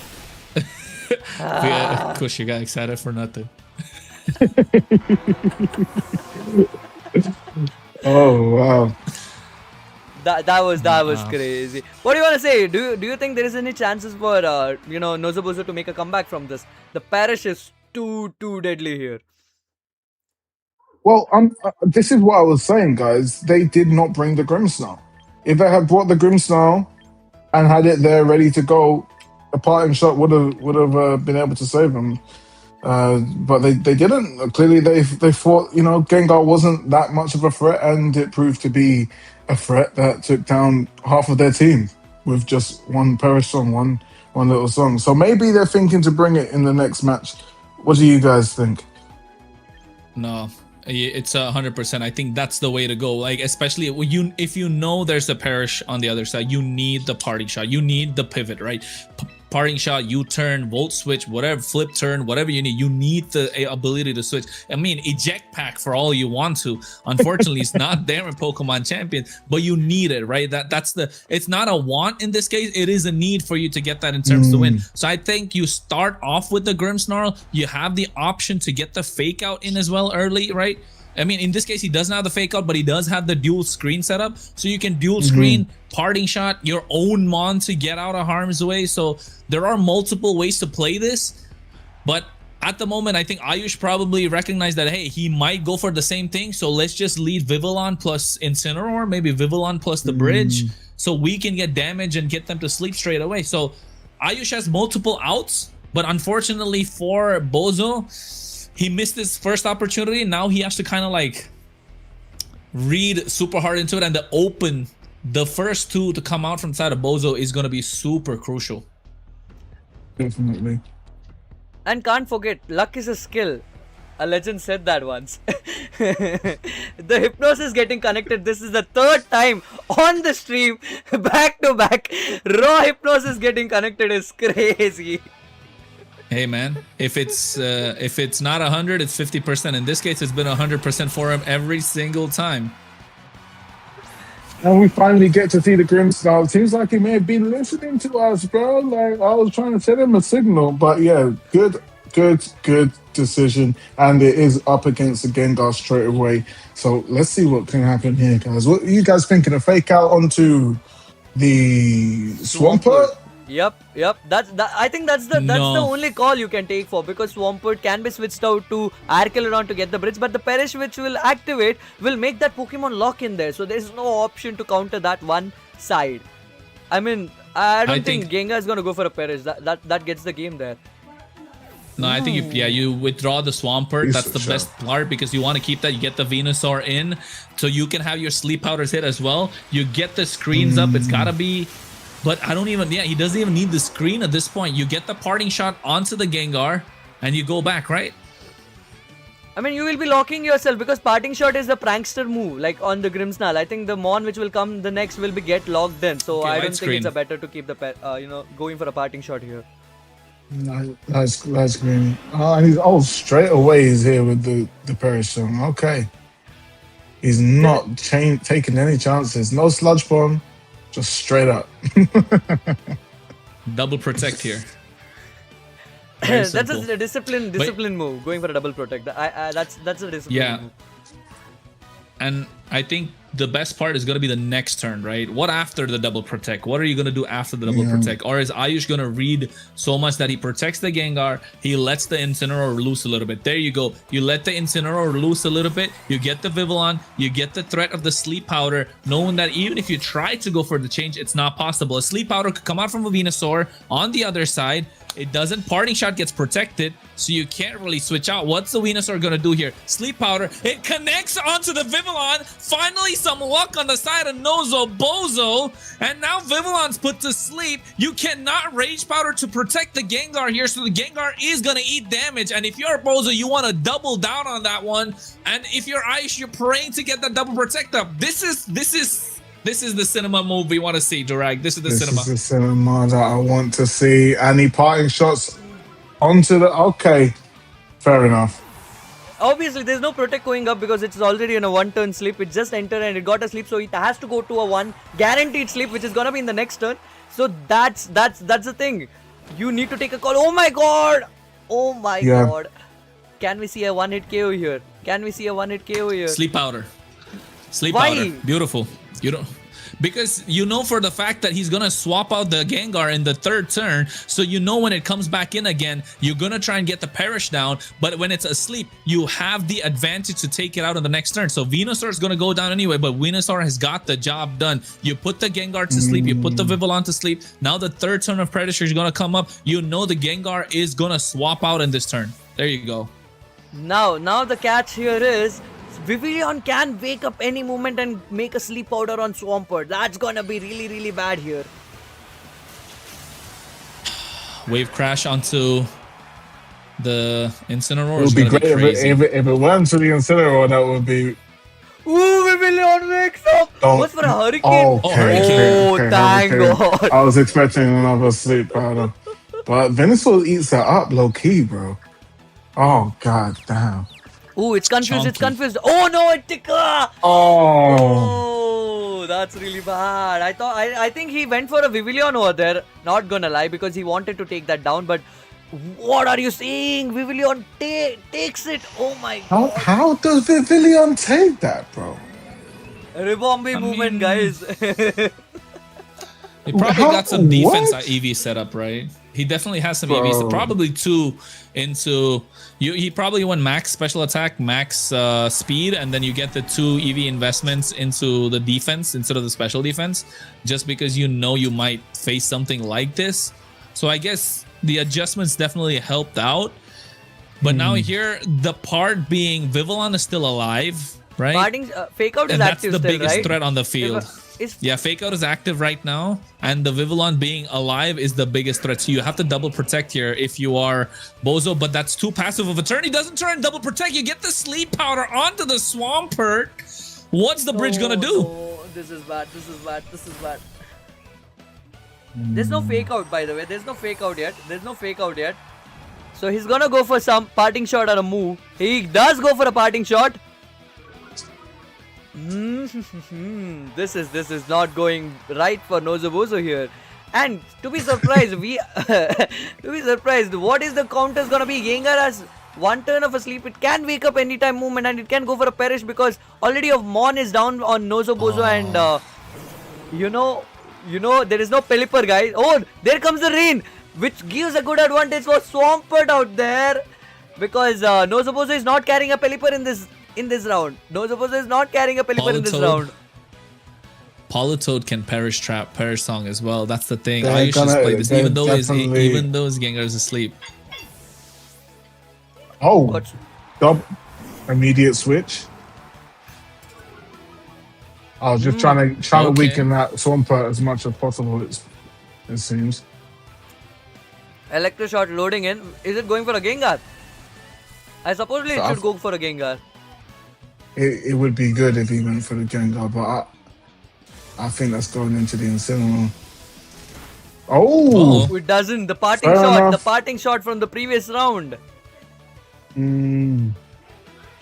This is really bad. 2 attack drops on the Swampert, 1 parting shot on the Archelodon. Archelodon, even though it's boosted, it doesn't do much.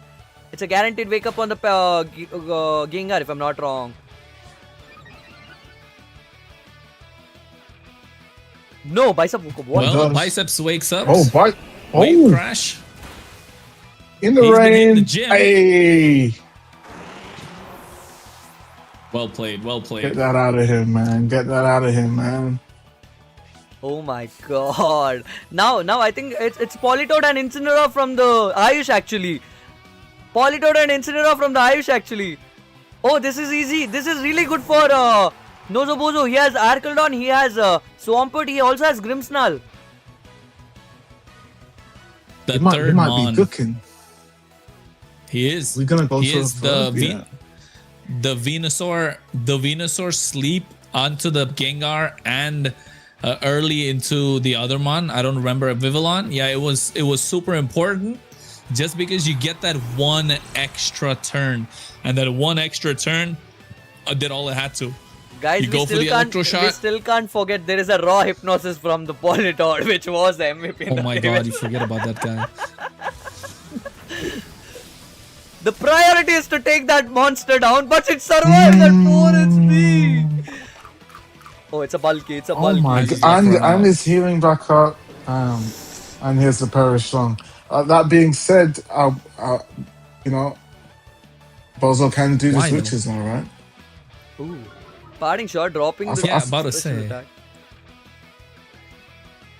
Guys who are watching this stream, do hit a like so that it reaches out to many people. I hope you guys are enjoying this one. We have 99 people watching this.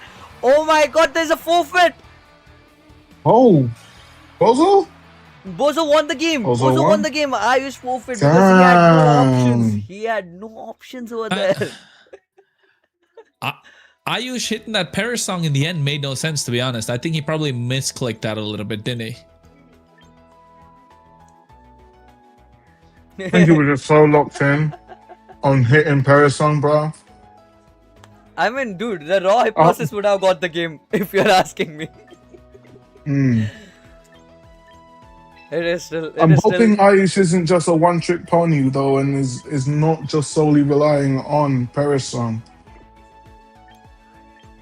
That's what we were talking about right before this game. Like, Ayush, yes, he's running a perish team, but also at the same time, he has multiple outs, right? He has a double sleep that he could lead with, or he could lead Vivillon plus Swampert, or you go Politoed plus Vivillon. So you get Hypnosis as well as Sleep Powder down at the same time, and then you can set up the perish if you want. I mean, there's lots of opportunities to do things. I mean, double sleep might be a little too much.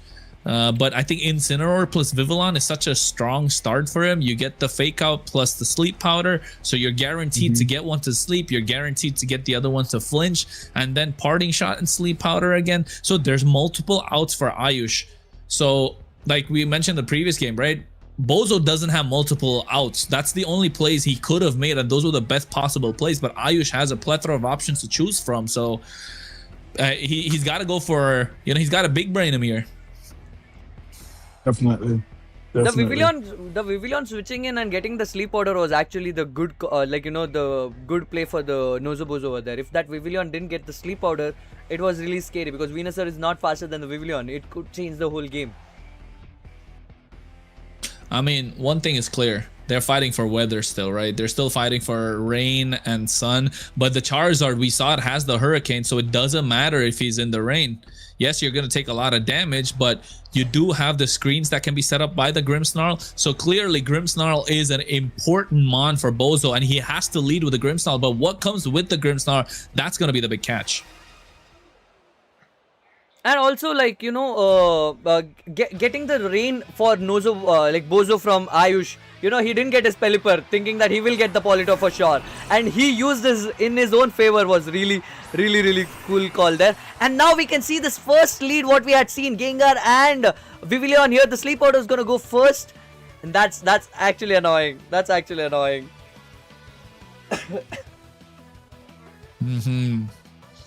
I think when it comes to the Vivillon, yeah, you're probably... But who are you going to sleep powder into? Because let's not forget, yes, it's a Grimmsnarl, but the Grimmsnarl doesn't have Fake Out. Right? So there's no Fake Out pressure straight off the bat. So that's going to be a problem. So you're probably going to light screen the Grimmsnarl, and you're going to sleep powder the Swampert. But also at the same time, if you read the Protect coming out from the Swampert, and you're able to sleep powder the Grimmsnarl, that's going to be crazy because he cannot Parting Shot then. No, it's a Venusaur switch. But did he read going for a sleep order on Grimmsnarl? Did he read it? It can be anything. It can be anything. Venusaur switch was just so that if he goes for a sleep order on... Ooh! God damn! There it goes! There it goes! You can't ignore the 120 attack Grimmsnarl, guys. You can't ignore 120 attack Grimmsnarl. Is always slept over. Like, Grimmsnarl is actually good when it comes to attack as well. Spirit Break, breaking that sash, giving that advantage over there. But I wonder, why did he go for also, we saw in the previous game, right, that the Vivillon with the Hurricane can get the Venusaur down to red. Right, well, 18%, I think, but you go for the double Protect here, or you Protect plus Perish? Are you really trying to go for the Perish right now? Because you know it's a sleep powder coming out from the side of Venusaur. Has he read it? Is it going to be... No, he doesn't want to Perish. He goes straight for the damage onto the Venusaur, but unfortunately, bro screwed his own win condition right now and get the Gengar being put to sleep. He played game number 1 masterfully, and now we're all scratching our heads since the last turn of the previous game. I do not know what Bozo is doing, Kronos. Oh, sorry, no, what Ayush is doing, Kronos, because surely he just wanted to... Okay, maybe this is what he was planning all along. I don't know, but I feel like you could have gotten rid of the Grimmsnarl, who we know is a big threat to their team. Vivillon goes down to the Sludge Bomb. I mean, there's no more sleep powders coming their way, but I don't know what's going on in their head right now, man. I'm really not sure. I can see a Politoed coming. No, it's an Archelon. Not getting a Politoed here is kind of... because you can get the sleep powder, guys. You can still get the sleep powder on the bridge right there. No, I think it's fine because, I mean, I think to double down on what Durag said, Ayush is kind of over-reading the situation a little bit, right? The second turn, if he read the fact that you know that 100% the Venusaur is going to get switched in since he did in the previous games. It's pretty much the same kind of, see, the luck is starting to strike right now for Ayush. Dragon Pulse comes out. You get the Venusaur out of there while your Gengar still survives. It's up from sleep. The Grimmsnarl is asleep on the other side. Now you know for a fact there are 3 mons left. Grimmsnarl is almost out. This is the perfect Perish turn for the Gengar, and you don't even have to go for it right now. You protect, you bait out the attack coming out from the Swampert, you take out the Grimmsnarl, you leave 2 mons on the side of Bozo, and all is well for Ayush. So the setup of this next turn is super important, and how will Bozo read this? It is important that his Grimmsnarl lives, but also at the same time, you don't get read by the opponent. You don't want to get protected on. That attack has to land. Biceps better be going onto the gym because it's bicep day today. You gotta put in the work, bro. Bicep day today. It's bicep day today. Swampert So, coming in. Did he get his in my- Pelipper though? Did he get his Pelipper in this round? Come on. There you go. We get That's the you protect. see Did he the read it? protects. Ooh, Earthquake. Yeah, that's KOing his I own was Grimmsnarl. expecting. I was hoping he would have switched in maybe a Charizard or Oh, Pelipper, right? a Pelipper, yeah, to protect and go for the EQ. Obviously, super effective against both, so I can see why. But hey, that's doing nothing. That's doing nothing. Now. Let's see another EQ, bro. Let's see another EQ. But once he does the perish, that's enough. Once he does the perish, it's That's enough. why. Once he does the perish, it's No, enough. that's There's why. only 2 mons. There's only 2 mons. Hmm. There's no answer So I for think- Bozo from here. He has to KO some. He has to KO all. And Politoed, I think Politoed takes it easily. Politoed cannot be threatened here. Politoed comes in. Electroshot is a threat, but he can stall it out. You go He's protect. going for another Yeah, EQ. I think the other. That's another EQ. Yeah, has to be, right? Okay, Perish But if comes he out. goes No for- protect wait. coming in. Wave crash. Wave If crash. he goes for an EQ, his Archelodon is not protected. No, it's a wave crash. Oh, his Archelodon didn't protect. Oh, I thought it was. Huh? I mean, he does it anyway. He does it anyway. He's trying to get that stamina boost, man. Is the Gengar is gone. Yeah, the stamina I boost by don't- running a marathon, bro. Yeah, I think they should have protected their own Archelodon. I'm pretty sure the EQ would have taken the Gengar out regardless. They did not need to attack. I think now the Pelipper will come in, and we have seen his Archelodon is faster. No, Perish. No. Politoed. Nozobozo's Archelodon is faster, so he can go first. He can go first here. No, I Archelodon think was already the protected. threat is- Archelodon is already protected. The threat is you got to take out the Politoed. The Politoed is the win condition. Because the Politoed is the one that's not in the Perish. It hasn't heard the song of defeat. The only one listening to the song of defeat right now is Bozo. If he lets this game go, I bet he's going to feel like a Bozo. I hope it doesn't happen. Oh, 100%. Oh, 100%. This is so interesting. This is like a cinema, guys. At this point, look at the Archelodon. Look at them all staring, and Archelodon can't go for another protect, but if double protect happens here, you never know. We have seen triple protect in the live. We have seen triple protect on the live. Anything can happen, guys. Triple protect is crazy. Triple protect is crazy, bro. Broken, bro. Politoed going for a safer protect Oh, There over you there. go. Okay. Wave Get that crash bridge going. out the way. No, you should have got on Why? the bridge. Why? No, you should have got on the bridge. He had no other choice, though. Honestly, had no other choice, though. His choice was to take out the Politoed if he wants to win, and then you can take out the Archelodon on the next turn. But yes, you know that the Archelodon did not protect, so you should have targeted down that bridge to take it out. Unfortunate that you didn't do, but he went for a Dragon Pulse Whoa! straight away to the Surviving at Golden 1 Gate. HP. It survives Surviving at with 1 HP. Oh no! This goes He's on. 1 HP, please. But hey, guess what? Hey. The song is gonna come to an end after this turn. It don't matter. As long as Politoed lives this, you know it's gonna be a good day for Ayush. But this third turn is the clutch. Is he gonna try and double protect, or is he gonna use the speed investment that he has to take out that bridge on the other side? Because you know the Swampert can try and KO everyone in the rain. The Earthquake crit Oh, is gonna double matter. He protect, gets the double protect. He gets the double. Oh no, he targeted Archelodon. And also, guys, letting you know, Ams in the chat asking for another focus stash on Archelodon. Nah, bro, the invisible focus sash ain't there this time, Ams. But you know what? Yeah. No, That no. wave crash is gonna lead straight to a crash out right now from Bozo. Not gonna lie. The call was very bad here. Archelodon going down was really safe because I think it's done. It's done. Even though you're Archelodon fast, you didn't go for it. And now the protect from... I think the game is with him because Archelodon is slower than both of them. Ayush Archelodon is slower than both of them. He should have targeted the Archelodon even if the Perish Trap was Perish Song was active for 1 turn. Bozo lost this one, guys. Oh my god. The mistake. The one mistake. This is too Yeah, annoying. Yeah. Damn. Too annoying. I gotta say, it could've been with good, defeat comes a winner too. So, ladies and gentlemen, get ready to 100%. know that Ayush is gonna be the one that's moving on to the grand finals of the PCIL season 2. Durag, what do you gotta say about that, bro?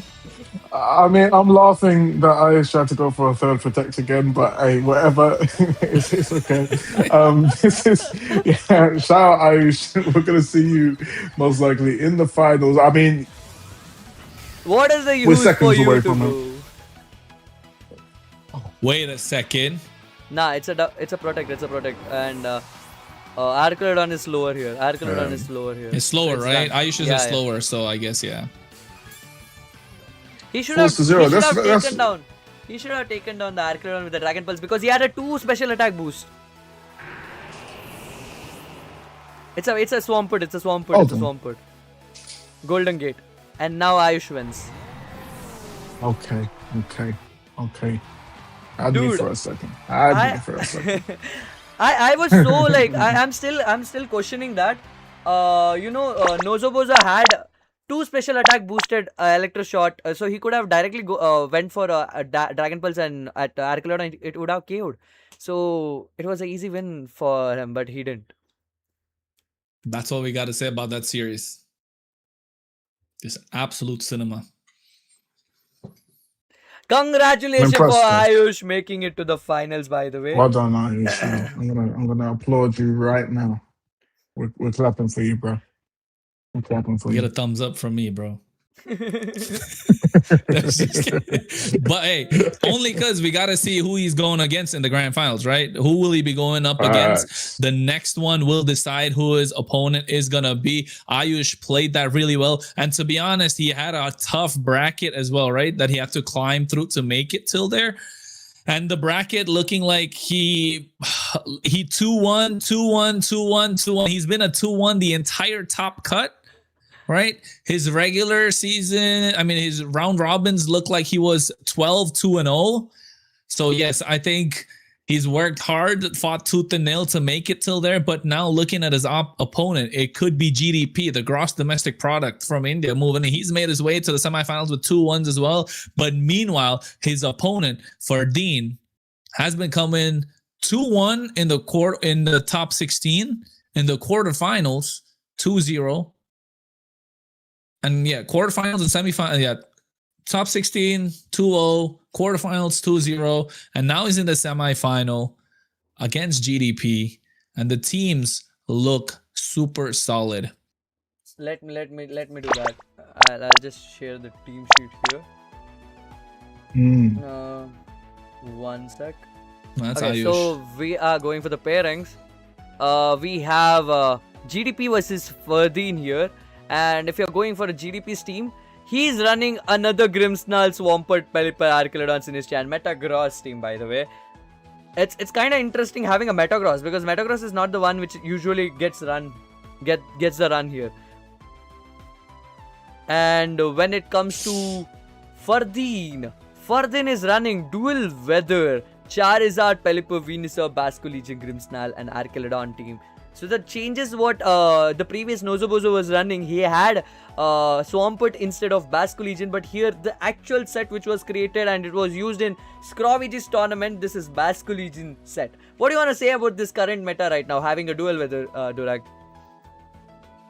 I think it's beautiful, kind of. I mean, two pairings that you wouldn't think work seemingly end up working, and I think this is what I love to see, is the unconventional, unexpected outcomes that the players have actually been taking, and it seems to be working. I mean, obviously he's already in the semi-finals. Who knows, he might be able to take the dual weather team to the finals. So I mean, for me, that would be pretty sick to see. And what do you want to say, Kronos? Man, I know we like to see the dual weather win. The Kanto fans always, got to show out with the Charizard. But you know what? The Charizard, the bridge, on the same team. Yes, it's OP. I love the Grimmsnarl, the Pelipper to bring in the rain as well. In this case, we're not seeing the Hurricane from the Charizard. It's the traditional Solar Beam that we're looking at. We got the Sleep Powder from Venusaur. No Leaf Storm. You go for the Earth Power to one-shot opposing Archaludons as well. But this Basculegion running a Scarf set, so it's max attack, right? You're not running Jolly in this case. You're running max attack, and you instantly want to take down whatever comes in front of you. And that Choice Scarf Grimmsnarl is going to be key moving for the next matchup. Because if you ask me about GDP... What Choice Scarf Grimmsnarl? When did that happen? Oh, sorry, Choice Scarf Basculegion. Choice Scarf Basculegion. My bad. But yeah, it's going to be key. Because when you look at GDP, right? I love me some Metagross, man. Somebody put up some... I don't know. People ask, like, what would your starter be if you were a Pokemon trainer? It doesn't have to be from the starters, right? Bro? Of course, bro. Why not? Why wouldn't you go for Beldum? I mean, you must be a rich kid, bro. You finding a Beldum as your first, hey, bro. first, no, first you, Pokemon, it's hiding. It's hiding in Steven's house. You know, he doesn't have to know somebody's been in there. All you gotta need is the way to get in. That's all. Climbing through the window, Team Rocket shenanigans, bro. Bonus has got away, bro. He's got away. Ain't nobody catching me. Popo who? Officer Jenny? You ain't gonna see me today. That gives us a nice question along with the chat and Durag. What would be your starter if you are going from Gen 1 to Gen 9? And Gen 10, yeah, you have Pombon. You have... It doesn't have to be a starter Pokemon, bro. It doesn't have to be a starter Pokemon. What would you start your Pokemon journey with? Which Pokemon would you start your Pokemon journey with? I'm gonna go ahead and answer. Given that my favorite Pokemon now is Ceruledge, I think it would be wonderful to trade up a little Charcadet. You know, we're gonna be looking for that evolution item all over the streets of Paldea, and once we finally find it,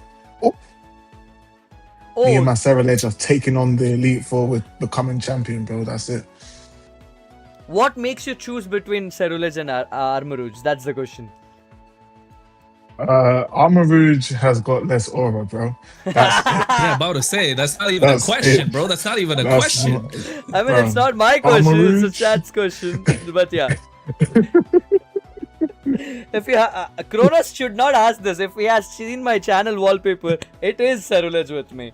So you know, here's my boy.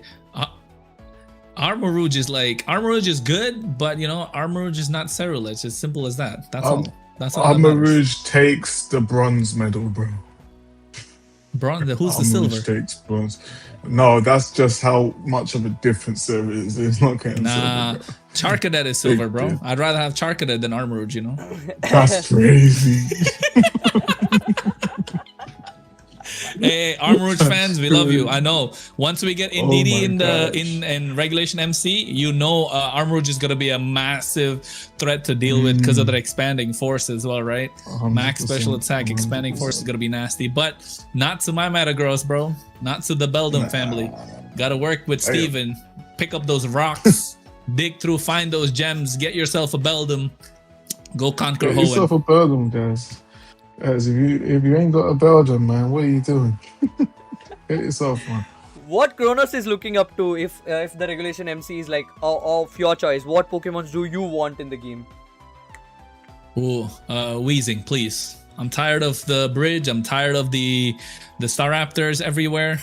And the Weezing neutralizing gas would be absolutely insane. And maybe apart from that, I would love to see more terrain come through. And terrain, speaking, as soon as you talk about terrain, Rillaboom's going to come into the picture. You're going to have the Indeedees come into the picture, right? And then you can have multiple strategies through that. So I would say terrain is massively important, but also at the same time, with terrain, the meta opens so much more. What are you going to run? Are you going to run terrain? Are you going to run weather? Like, even in weather, you're not going to go rain and sun. You're probably going to go sand, because once terrain comes up, Raichu is going to be such a massive problem. So it's just all over the place. It's all over the place. What do you want to say, Durag? That's a very interesting point, and I think I was thinking a similar thing actually with the terrains. Obviously, there's a whole load of different items missing as well. Kronos, I know you're gonna hate to see the assault vest coming, bro, because that bridge is Oh just my gonna get you. god, bro. I love the Yeah, you assault vest, but not did on that not. bridge, bro. Yeah, Not but on the not on bridge. that bridge, bro. Not on that bridge. My question is: are you guys looking interested to see legends joining? Legendary Pokemon, mythical Pokemon. I love Is that something you guys are restricted looking format. forward to? Yeah. I Yeah. have two theories. I have two theories about 2026 Worlds, about Megas. One thing is, history can be repeated because 2016 San Francisco Wolfie lifted the trophy of Worlds, and the Megas were happening during that time, and right now we are having Mega.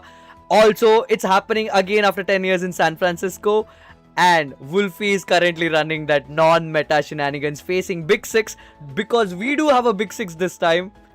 You never know what might be the chances. Who are you looking forward to see, in the Worlds in VGC? In terms of which Pokemon I want to see. No, which Which player? player? I mean, I want to see Arcel Puri back. I think that would, I know because you're saying here now, because like Wolfie lifting up the trophy, whatever. That could be that between them two. Because bear in mind, also beat Wolfie in the finals of the first official Champions tournament that we had.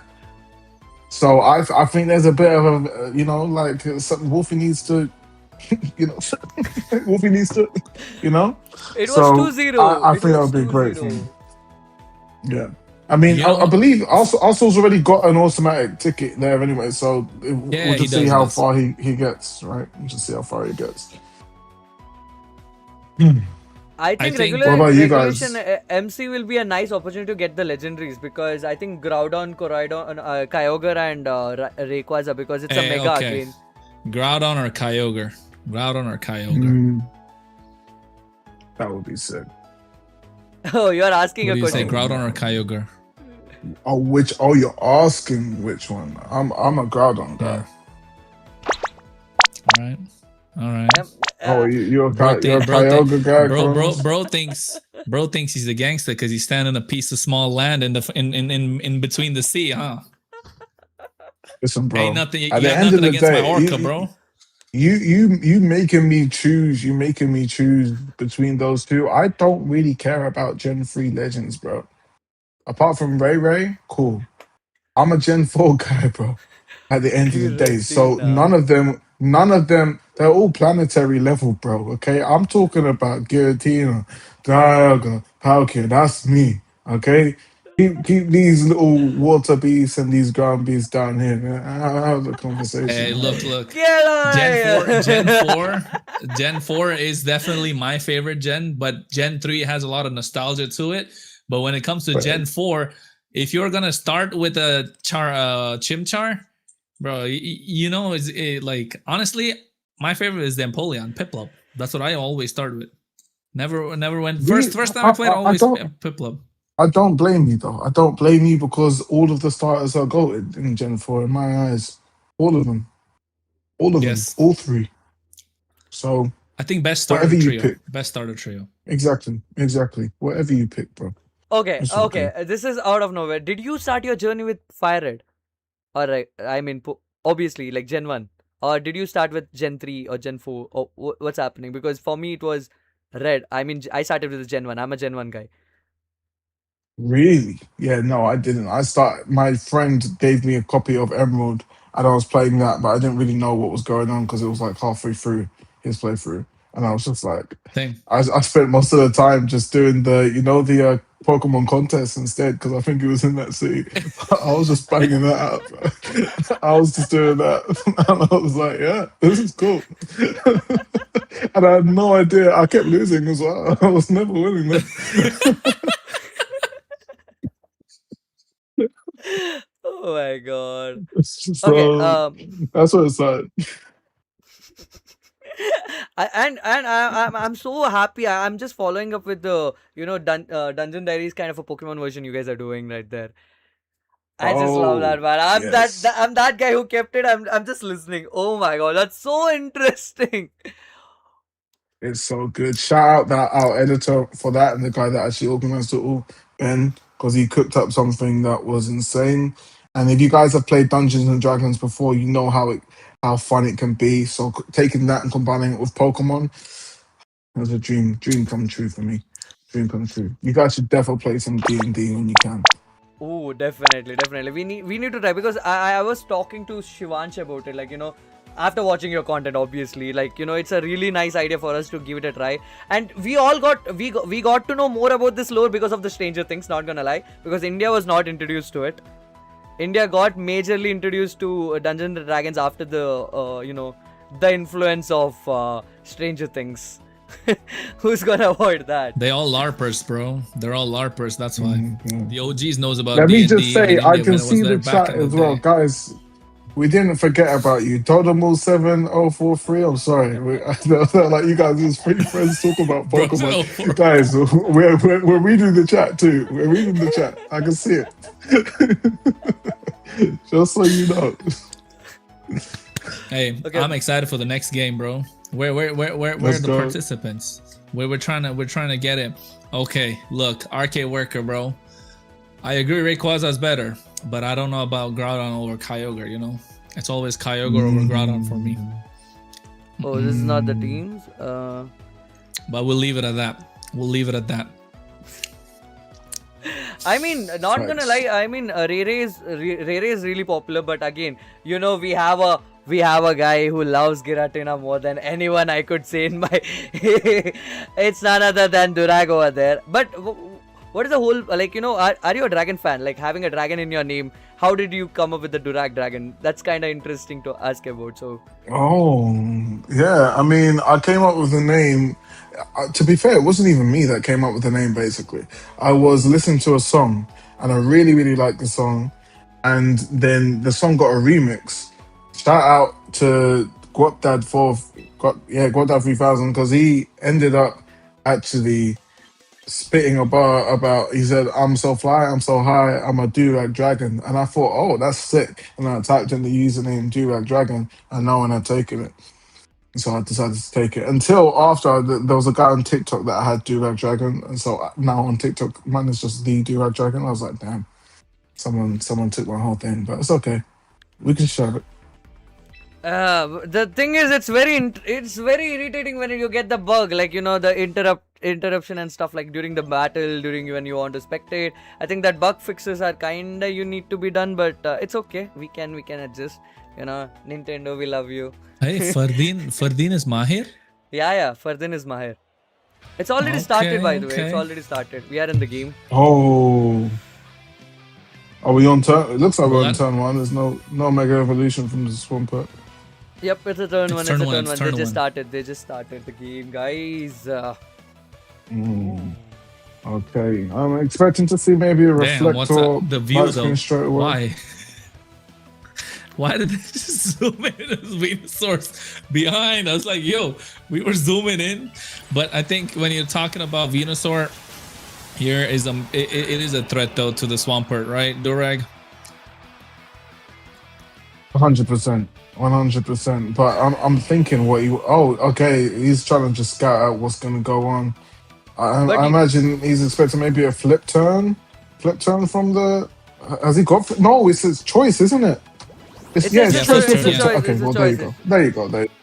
And also, you know, there's no grass type move on the Venusaur. There is no grass type move on the Venusaur. Oh, okay. So there's nothing to worry about then. In fact, straight away. See, that's the thing. I know. I think he definitely should have put up the light screen first. I think he put up the reflect because obviously the Basculation was out in the field. But knowing that it's just going to flip turn, yeah, you could have waited a turn for that.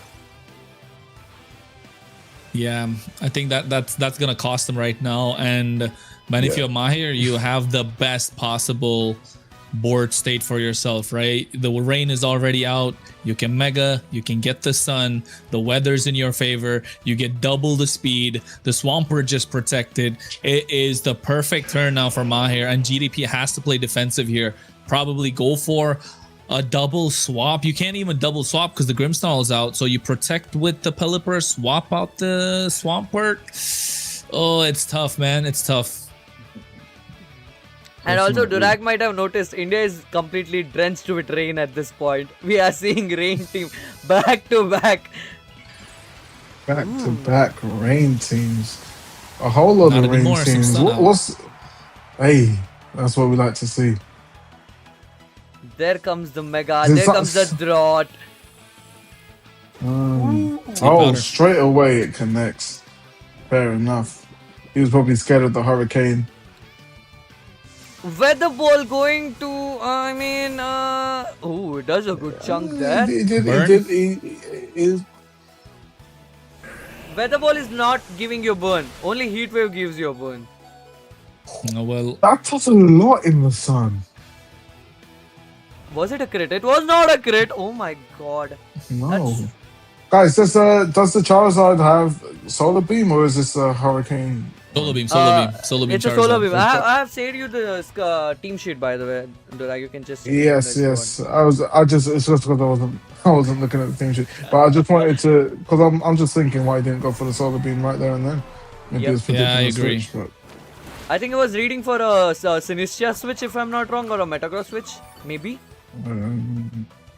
Oh no, Arcadon switch. No! Okay. Yeah, he got it backwards, bro. He got it backwards. No, but No, he he went takes for out a the Pelipper. Pelipper. Oh, was in the Pelipper. I thought he was going for the Charizard. He got him right. It's good. GDP got... Oh my god. There is no rain now. There is no rain now. Yeah, MAHIR is playing this really well. MAHIR has played this. Yeah, like half his team, and it's super effective to the Charizard in the sun. The Archaludon's not gonna live a Weather Ball. Swampert's probably not gonna live a leaf, like a Sleep Powder in this case. Yeah, MAHIR has played this really well from turn 1, getting the flip turn right to switching the Mons, double targeting down the Grimmsnarl, no light screen setup, and you have special attackers on the field. Trainer's choosing actions, MAHIR's choosing it right. And MAHIR hasn't showed his 4th Mon as well. MAHIR hasn't showed his 4th Mon as well. He's just dominating with those 2 Mons over there. Which I don't think we're going to see the 4th Mon at this point, bro. I don't think we're going to see it. I always think that the Kanto starters, the Charizard and Venusaur is such a good combination. Like, you can't ignore them no matter what. I don't. Okay, this is the problem. I don't get why you would use the Earth Power into the Venusaur, or rather into the Swampert, when you have the Archaludon in front of you that you can take down with one singular Earth Power plus the Heat Wave or a Weather Ball or something. Like, this is MAHIR's reading it, but this case you don't have to overread it. It's just a simple click the button. Guys, it's a focus task Charizard surviving at that 1 HP. Have you been seeing so many Mons surviving at that 1 There's HP? There's been a lot of 1 HPs. There's been a lot. It does create... Oh, straight away. Okay, fair enough. Yeah, I think that was the right thing to do. I think that was the right thing to do. Even after that weird play.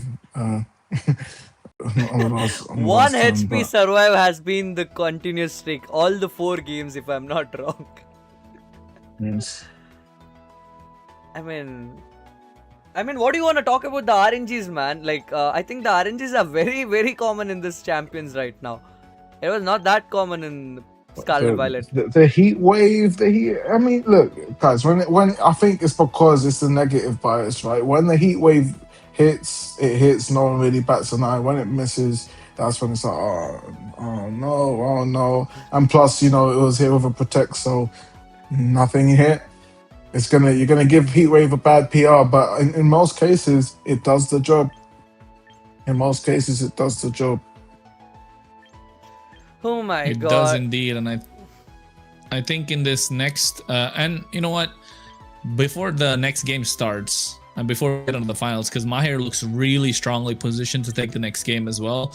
And if you're GDP, you honestly need to find an answer. Sinistcha probably needs to come into play, but you don't know if you could get it just because of the fact that there is the Charizard on the other side. Maybe keep the Pelipper in the back, Archelodon in the front, lead it with the Grimmsnarl so Archelodon can live a little bit more.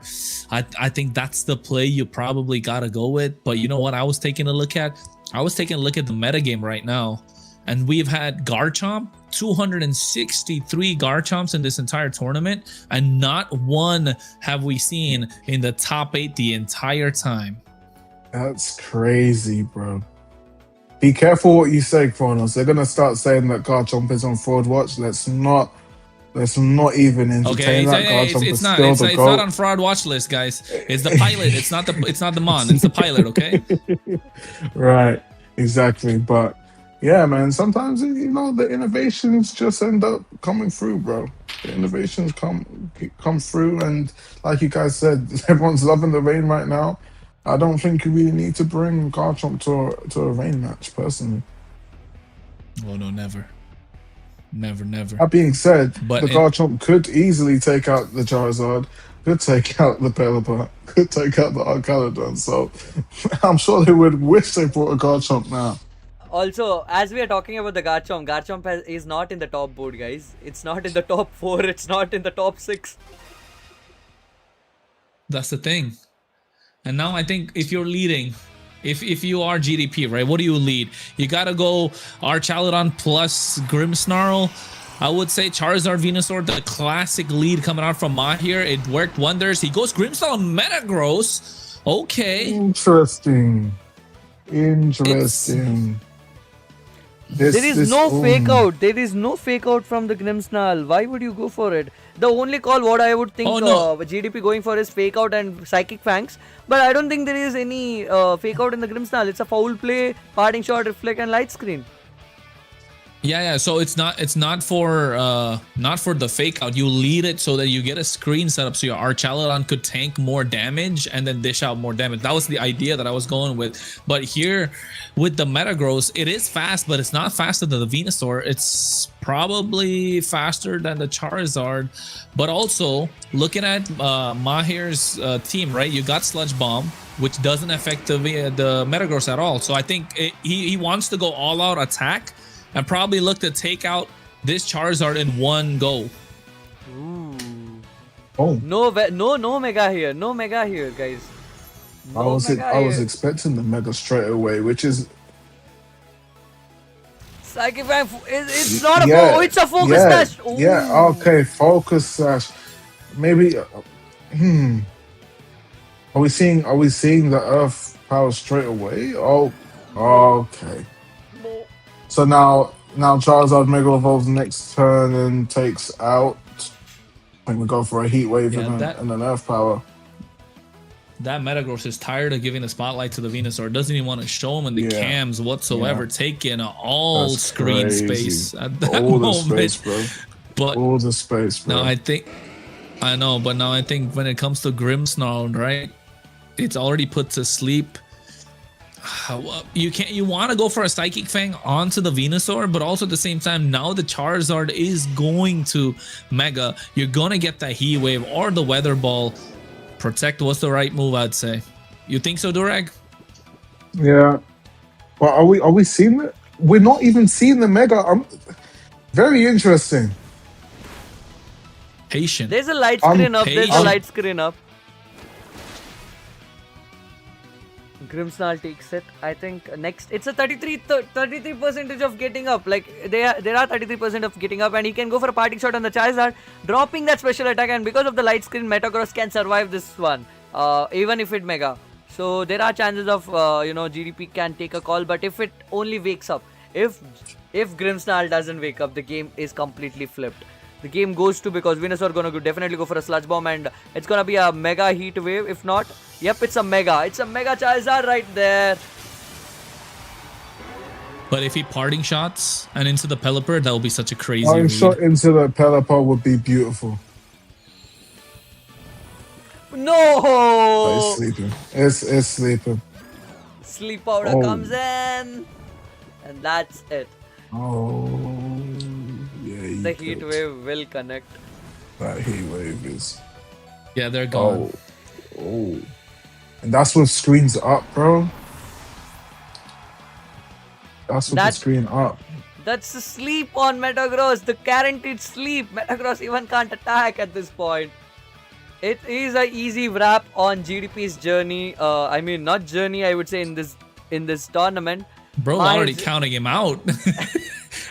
I mean, he's gone. if he brought the Sinister, I would say probably bring the Sinister in, and then let it be.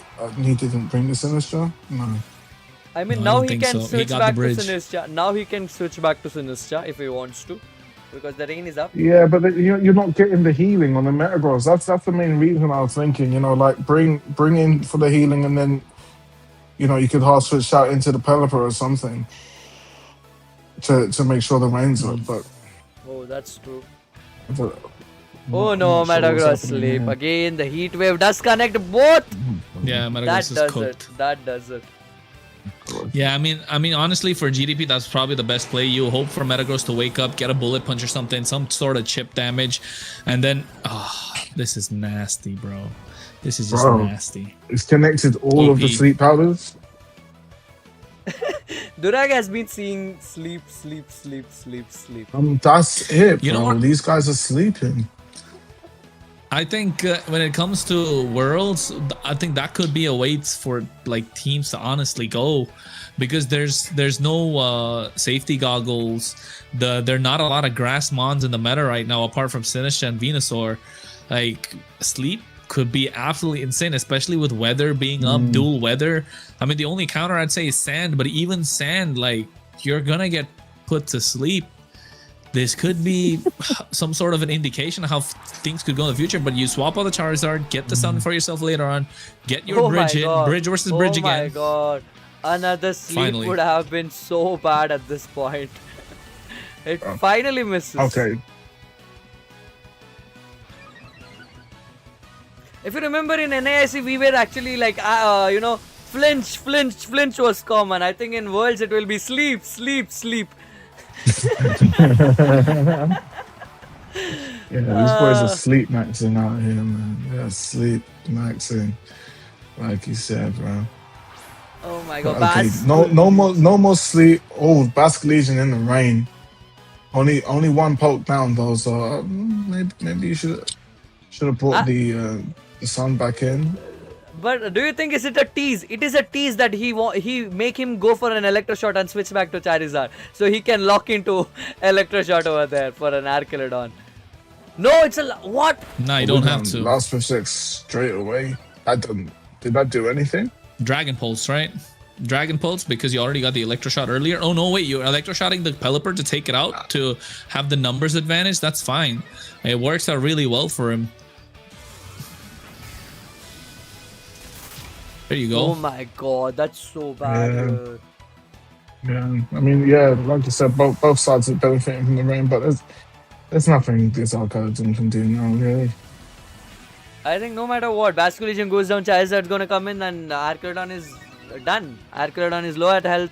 Opposite Archelodon can okay, yeah. That animation is so confusing. You make it feel like he's targeting the Archelodon.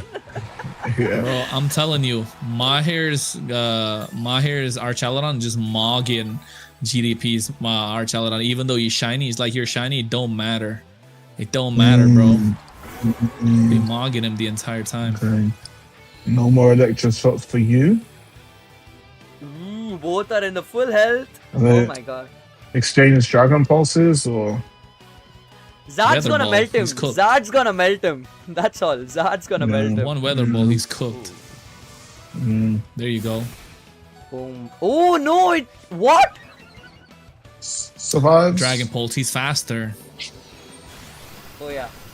He's not worried, man. He's not worried. MAHIR.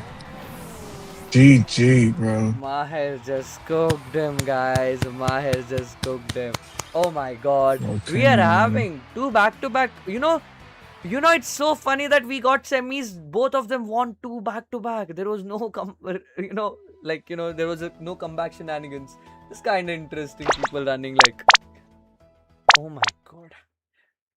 At this point, I think Durag is like very much like tired of seeing sleeps. What is happening? Why? Why? and and I think it's gonna be hilarious because we are gonna see Ayush and Fardeen. Basically, they both ran sleep. Now who's gonna make Oh my it to the gosh. sleep? Oh my gosh. That reminds And you know me. what? So yeah, and that's the Paris song and this. Oh my gosh, yeah. We've got Vivillon, we've got the Paris song from the Politoad with the hypnosis, and you've got the Paris song on the Gengar. This should be interesting for our finals. What I was looking at is the fact that Mahir, like for Dean on Limitless, he is actually in Swiss rounds. Bro went 7-3-0. He just edged it to the top 32, right? He was in 30th place in Swiss rounds, just barely edged it to top 32. And then from then on in best of 16 and top cut, bro's just been cooking. It's straight 2-0s. He's had 1-1, and now with a strong momentum, with a lot of momentum coming to the grand finals with 2-0. Yeah, I think looking at the way that he's playing, his decision making is absolutely clean. We could be looking at our next champion, but also, hey man, Ayush has been consistent throughout the tournament. He's come down from a downfall. He's lost game number 1. He's reverse sweep the opposition. He's got the Gengar. He's got the Politoad. He has luck on his side. He has been putting them to sleep with those compound eyes. I didn't mean that for that to rhyme, but yeah, I would say it is gonna be a cinema of matchups. You spitting too, bro. I was to say You spitting too. this is crazy. Before we get into the finals, you know what, Kush, what do you think the opening has to be from Ayush and Durag? We know you want to talk about which team you think is gonna win, and then we'll talk about the opening from you. I'll be the mediator. Nova, you tell me which team you think is gonna win, and then you can start at the opening, and we can see how we can at least get into this game while the players prep, right? Let's go with the Who Durag first. Who do I think's gonna win? Hmm. I think I've got my money on MAHIR at this point. I mean, to be honest, like I said, I've been a big fan of the Kanto lead myself. I've actually played quite a few games with Charles Venusaur lead, and having Basque Legion in the back is a serious threat. Bro, you got Grimsal if you need to, which is an absolute threat with the prankster abilities, and then you've got Pelipper and Arcalodon. So, you've got so many options here, bro. You've got so many options, and I don't know when it comes to Ayush. I know he's sleep maxing. He's sleep maxing even more so than MAHIR, but I don't know. We'll see whether the Gengar strat with the Perisong ends up paying off for him. I think the one thing we haven't seen from MAHIR is him bring out his own Grimmsnarl. I hope he does bring it into the first match, learning from the mistake that we just saw from the previous opponent, Nozo. But let's see what happens, guys. What do you think? I mean, if you're asking me, as we did say, like, Durag was asking, like, Ayush only is stuck with Parrish, or does he have any other counter? And we just ended up seeing him defeating Nozo, who was actually having the similar to team what Fardin is running right now. But we, as you mentioned, we need to see Grimmsnarl coming out there, because Grimmsnarl was an MVP. But not forgetting that Ayush had a counter for it. He did win that team. He did win against that team, and I feel like, Swampert Mega was kind of clutching out there, but he doesn't have a Swampert here. He has a Basque Legion. So Fardin might have a problem, but again, holding back the Mega and then going for a sleep powder, that can also work out for the Gengar. So he has to be, but Arcradon can be really, really, bad to get in, because Charizard and Venusaur kind of get, Earth Power exists, Heat Wave exists, Weather Ball exists. It's kind of annoying over there, but you never know what can work out. Vivillon is scaring at this point. So, all right. What do you guys think the lead's got to be? Durag, go first. What do you think? You think the Kanto lead still? That's the perfect one? No. I mean, I don't want to see Kanto leads here if we've got the Gengar coming out. I want to see the Grimmsnarl come out. for MAHIR. What is he pairing it with? I think it probably makes sense to pair with the Basque Legion. Really, you come out and then you flip turn if you need be, or if you really want, maybe you want to go for a wave crash there away. I don't know, but I think that would be my lead, and then have the two in the back, have the Charizard and the Venusaur on the back come in. And if you want to go sleep max mode, then you can. If What you're about you, asking Kush? me, if you're asking me, Mahir is actually used to playing Perish song, so he does know how Because he to plays against play. you. Yeah, I mean, dude, I am the guy So who Mahir is goes our for friend a Perish. little bit, so yeah. So, and also letting you know, Mahir was world 9 in champion rank, so he did go that Um, far. He did go that far. But yeah, I mean, dude, like, oh my god, what to say? But the players, whatever we have here is actually good. As you can see, Nozo Bozo had a champion title as well when he was facing against Ayush. So champion title you get once you reach champion. So it's not that easy to reach a champion rank. Self experience. I've been stuck in 900 to 700 ranks. I can't go further. I don't know. I ended up reaching 700 when the season is about to end. I can't do it, but I will try this time. Have you tried to push yourself to champion, Durag? I've tried. I've not gotten there. I won. I haven't even played this season yet, bro. I'm not gonna lie to you guys. I've been very busy, but we will try again with a set. I was running as a Serralege team last season as well. So whilst it's good, I don't think it was the most meta option I could have piloted to get as good as I could have in the ranks. But we're in Master Ball, but not where we'd like to be. Not where we'd like to be, unfortunately. Kronos, who are you favoring to? I think with what Durag said with the leads, right? The Grimmsnarl was Basque Legion. That's exactly what I was thinking. But also at the same time, if I'm Basque Legion and if I see the Gengar on the other side or the Politoed or whatever, yes, Last Respects get stronger as the game goes ahead. But would you not want to use Last Respect right off the bat just to do some chip damage as well? Is what I was thinking, right?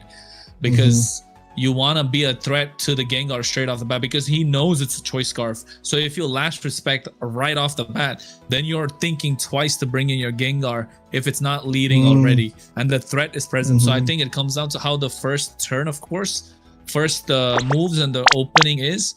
But on the other side, Ayush as well, he can't do much wrong by just leading Gengar plus Vivillon or Politoed plus Vivillon, Incineroar plus Gengar. He's got three options. If he wants to go Vivillon plus Swampert, he can go Politoed or Chaladon. He's got a plethora of options. He can go Incineroar, Swampert if he wants. He's got multiple leads he can lead with, right? He can go with whatever he wants in this case.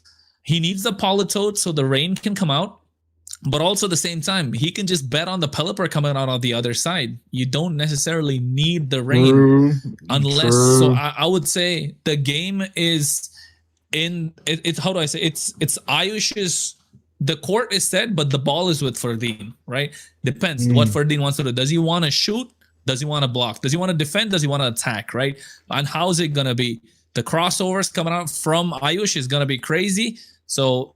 I mean, if he can break his ankles in turn number 1, I would say Ayush could take it. So I'm a very diplomatic answer, but I'd say it's a 50-50 still. But Ferdinand's got a lot of less opening options compared to Ayush. Yes, I'm going to put my point that we can't ignore the raw hypnosis over there. The luck has been going for the Politoed back to back. You never know when that Politoed can flip the whole game with that one hypnosis getting connected. Even that one hypnosis actually cooks you. But you know what, Durag, what makes you get annoyed? A rock slide flinch or a sleep? That's a good question. More annoyed, rock slide flinch or asleep? I think, to be honest, for me, it depends how each comes about. If I'm getting slept by Vivillon, then it was bound to happen, right? I can't be mad. Versus if the raw hypnosis hits, that's gonna get me. That's gonna get me more annoyed, I would say, than a rock slide. So it depends. We've got it tiered out. But personally, I'm a rock slide abuser. Sometimes early when Champions first came out, I had an Aerodactyl and a Tyranitar coming out, double rock sliding. We're flinch maxing out here, so I can't really hate on rock slide flinches myself because I am a perpetrator of that agenda, bro. What about freeze? Freeze, bro, freeze. Whatever, man. You know what? Freeze doesn't come about as much as you know the other two. So when you get frozen, of course it hurts. But you know, just pop a little fire move out here. You're good, bro. You good. You good. You good. You good. You good. I was gonna say Thunderwave, bro. Thunderwave paralysis is the worst. You get parad, Yeah, it's but the worst. in champions, no, it don't really happen. You know, after paralysis got nerfed. After not just that, Grimmsnarl lost Thunderwave, and that's where the whole Oh game yeah, that's changed. tough. That's where the whole game Yeah. changed. Grimmsnarl losing, but I think Grimmsnarl losing Thunderwave and getting a parting shot. I think it kind of. It always had parting shot, right? It had a parting shot, but I haven't seen it getting. Yeah, it played in always the had parting previous- shot. In Did Scarlet it? and Violet, it had parting shot. I remember. Yeah, it had parting shot ever since it's come out. Grimmsnarl. Yeah, it's always had parting shot. It had Thunderwave, but I think Thunderwave got removed, like you said. It had Will-O-Wisp as well, I think, at one point, because when we were talking about the Gigantamax, it was crazy. You did have parting shot over there because you kind of needed it to pivot against them Gigantamax monster. Correct me if I'm wrong. Shit, I could be loopy and thinking about some Dream World scenario. What's Durag's favorite current generation games? Not the old. My current favorites. Current favorite I generation. would. It's hard for me to say. I mean, the Legends games, I enjoyed both of those. I think I've got a soft spot for ZA because it's the first game that came out whilst I was doing content creation properly for Pokemon. So I've got to give that love. Scarlet and Violet, bro. It took me. One of my friends bought me Scarlet and Violet when it came out, and it took me a year to actually play a game because that tutorial was so long, bro. So, but after I got over that hunch, that was also a good game. But yeah, the intro, crazy long, too long. I hope that we don't see that in Winds and Waves. That's what I'm gonna say. I just wish, like, you know, definitely we don't want that. And even for me, the legend Arceus, like the intro is so much of a dialogues. It took me like, okay, when is it gonna end? Okay, when is it gonna end? When am I going to play? But the low was nice. We got introduced to like, you know, the old age kind of a thing, creating your own Pokeball. Yeah.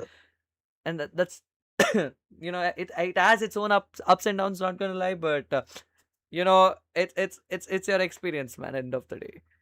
Yeah. What about you guys? What's your favorite new gen games? Mine is Pokopia. Really? Down. Nice. I love didn't even think Pokopia. that was an option. Fair enough. Have you bought the DLC? Well, I'm about to. I haven't. I'm about to. But what about you? Are you playing that? I played Pokopia. I didn't actually finish the story, but I played a lot of it.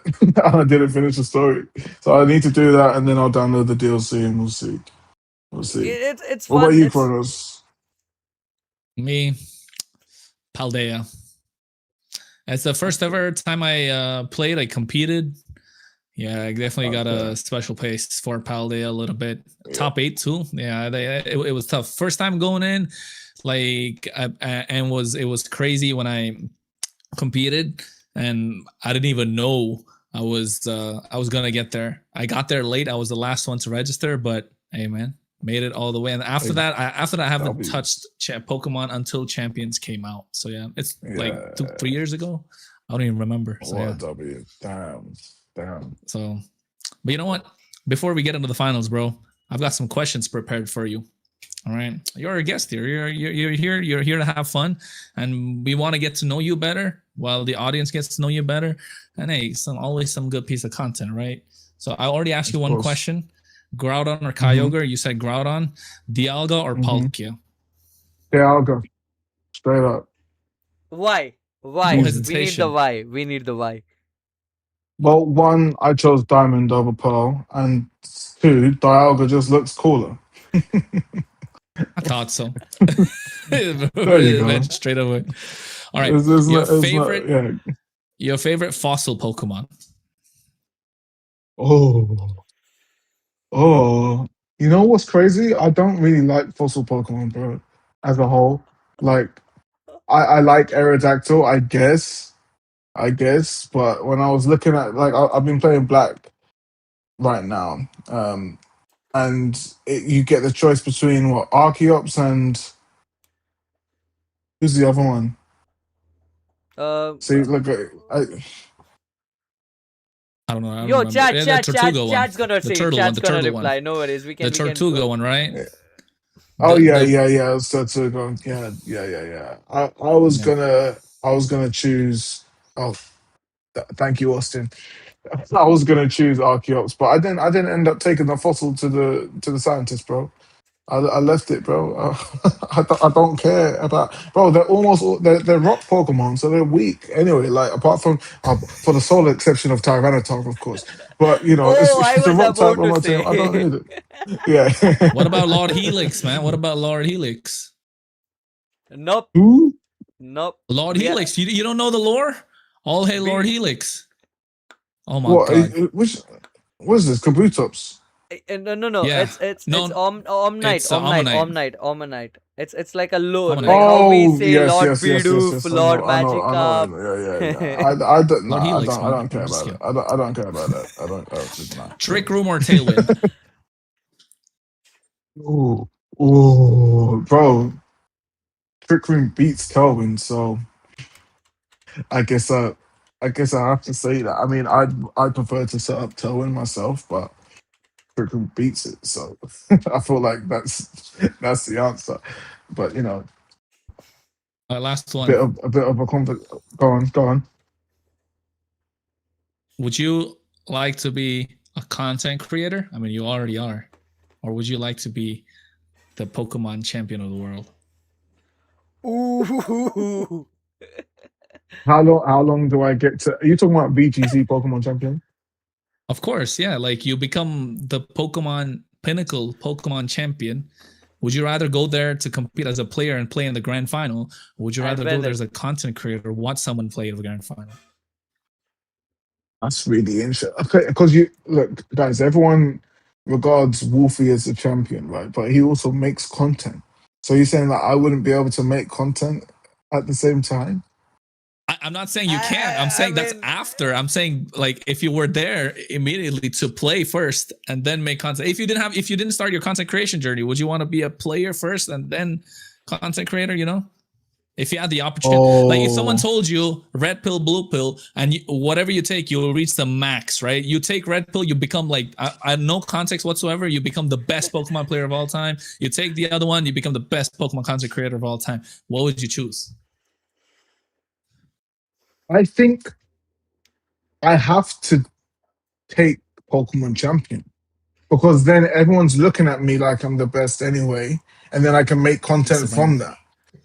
You know Versus why? right now, yeah, right now, if I want to become the best Pokemon creator, then it's that doesn't necessarily mean. No, I think I still have to become Pokemon champion though. Yeah. You know why Yeah. though? I would pick Pokemon Champion as well. But you know why?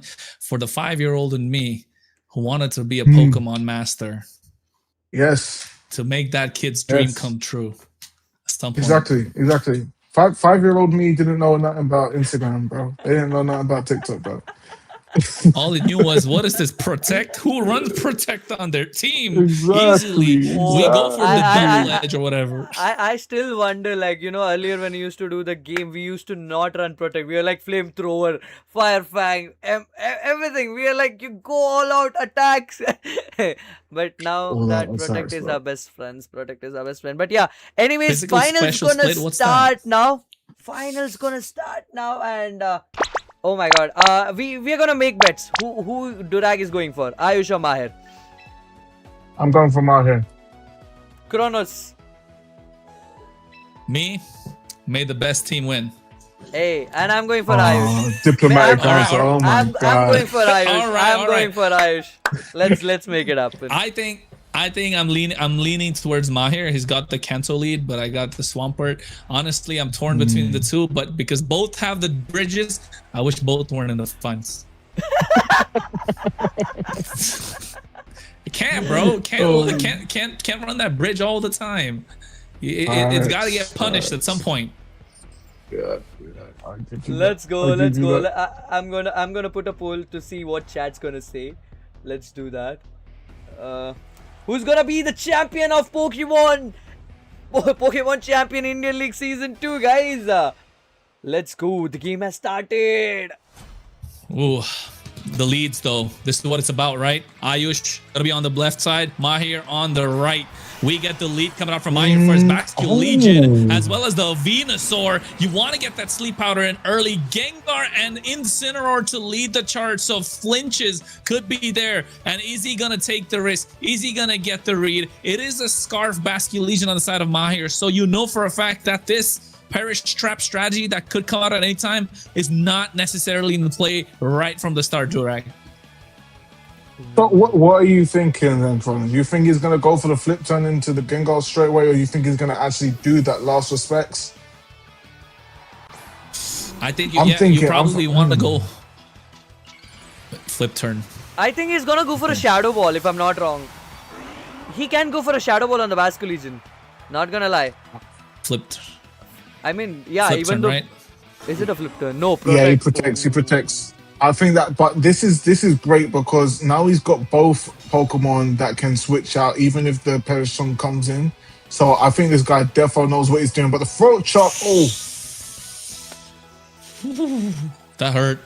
That hurt. Yeah. That hurt. And that's the sweeper at the back that you need for the late game. So you probably have to flip turn right out the start. So that's a free hit to the side of the Bascule Legion, and the Perish is going to come out. And the worst part being Grimmsnarl doesn't have the fake out that we've been talking about the entire time. But Gengar switches immediately, doesn't want to get threatened. Here comes the Archaludon. What's the move going to be? Who's the flip turn going into? Yes, it goes into the Incineroar Passion Berry to weaken it up. that does almost nothing. Damn, Pasho really protecting the boy out here. Let's keep that Bascule Legion saved for later now, bro.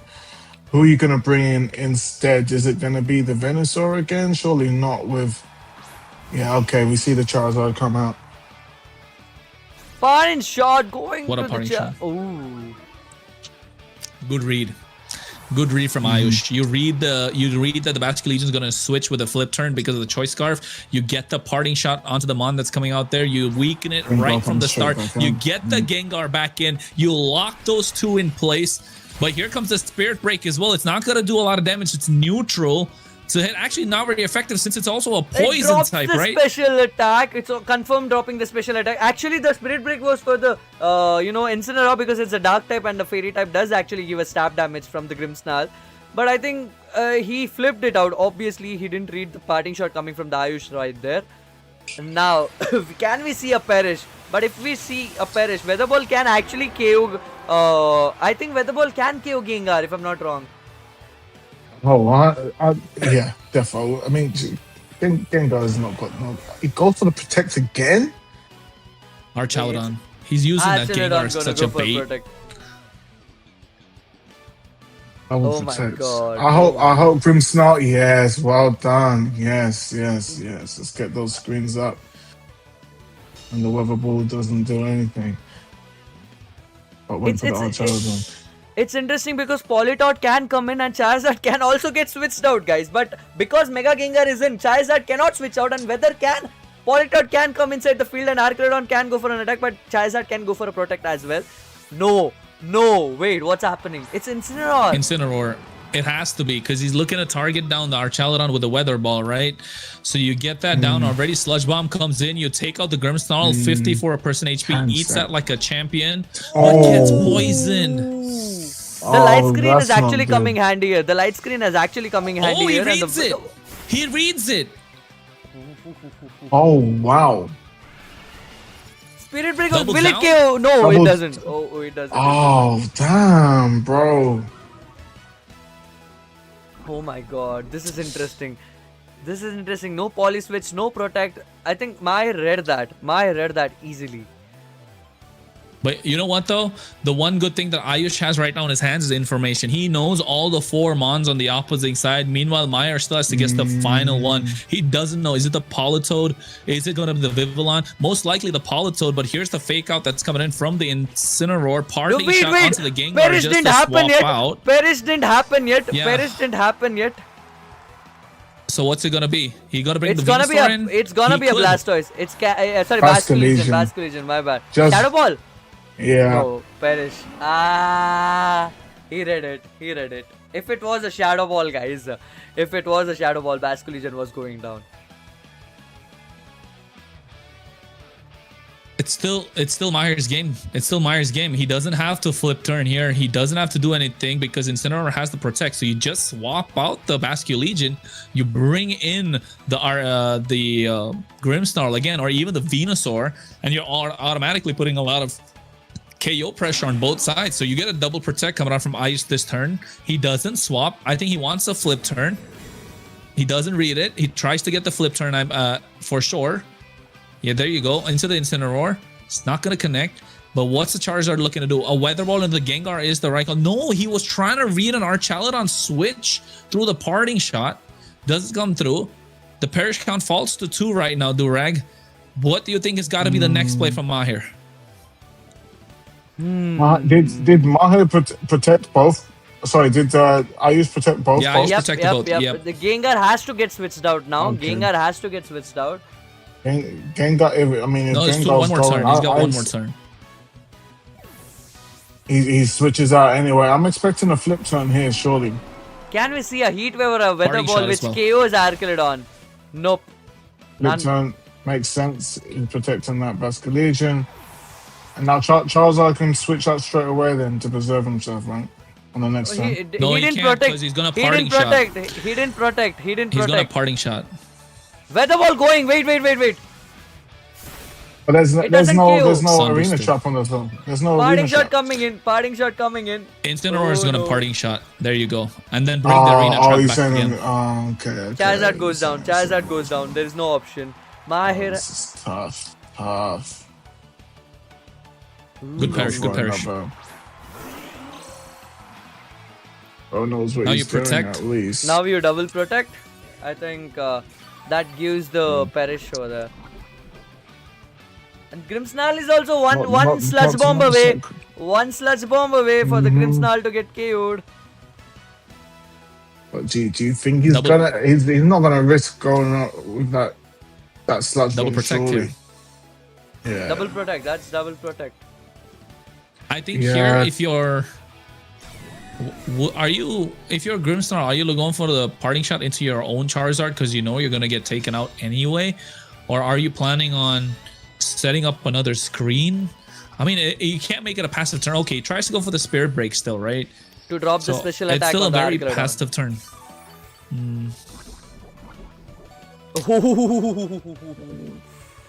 That toxic stalling. That's got to hurt, bro. That's got to hurt.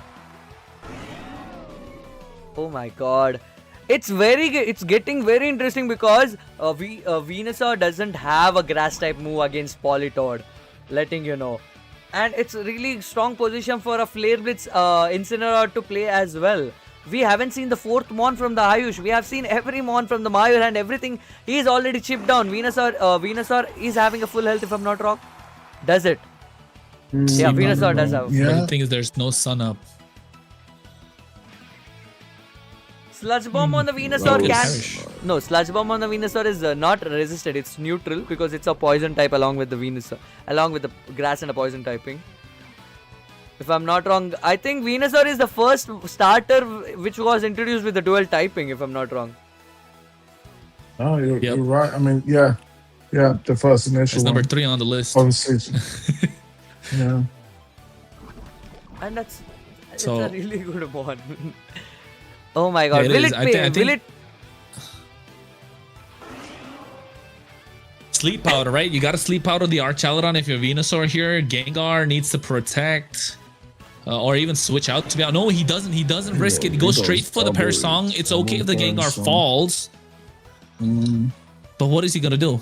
Earth power, okay. Archaladon. That's okay. Oh, what is this 1 HP shenanigans are we watching, guys? Spirit break it, please. No. Flash cannon going, it KOs the Grimmsnarl right there. Oh no. Oh my god. I feel him, man. I feel him. That's why, folks. That's why I don't like that bridge. That's the reason. 1%. I mean, and leftovers.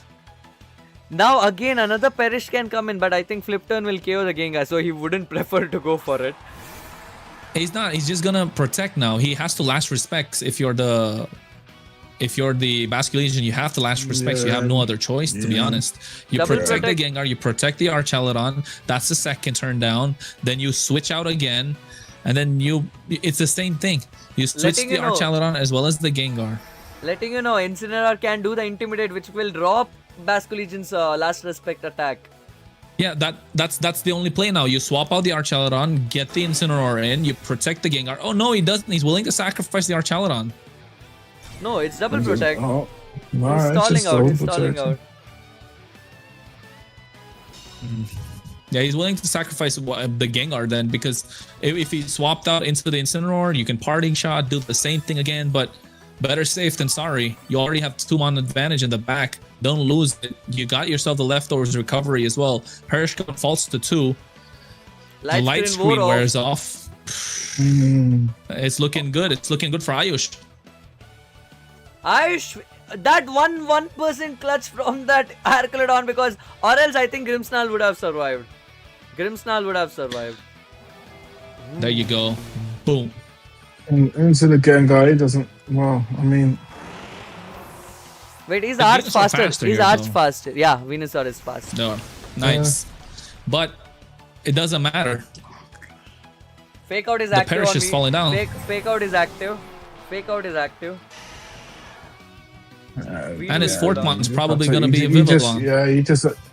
You just have to protect. Imagine if, but I think Choice Scarf Basculegion is faster than the Vivillon.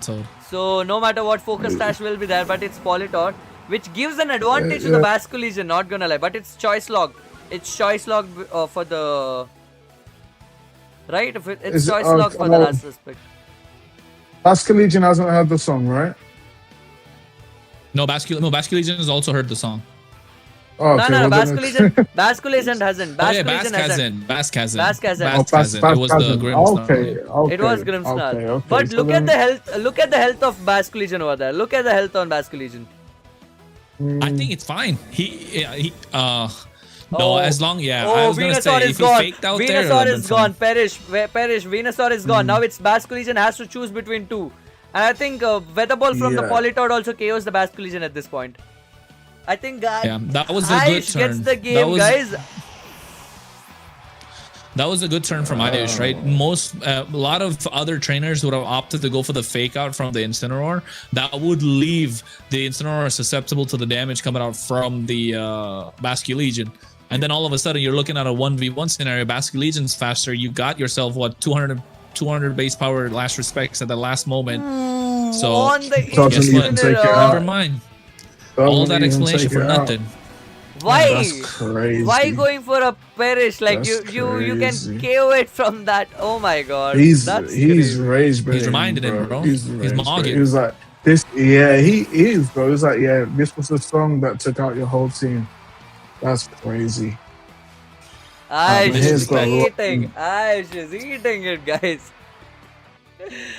Oh my god. The disrespect was crazy. That last Perish song, he's like, hey, I can beat you now. But you know what? Listen to your song of defeat, brother. The song of death, dude. Song of death. You know, I mean, guys, on that same note, I think finally Mahir might have found his kryptonite. In the entire run of the top cut, Mahir might have found his kryptonite here. And Ayush, you guys were saying that Mahir has got experience with Perish song teams. Yeah. So that's what I was gonna say. He does have experience with Perish, but don't count him out yet because he has experience. And not just that, we've seen Ayush throw games just today in the semifinals. Even though he had the option to make the right plays, he threw those games. So I don't know. This seems like it's Ayush's to throw, and MAHIR needs to. I don't know. Pull up his socks, man. Lock in. Lock in. Come on, bro. Lock in. Show the A game. Can we see MAHIR making a comeback? What do you think? What do you think MAHIR has a comeback, or what should he open with? What should be the 4 mons he should carry? I think his lead last time was good. He did leave his bask open though to that throat shot.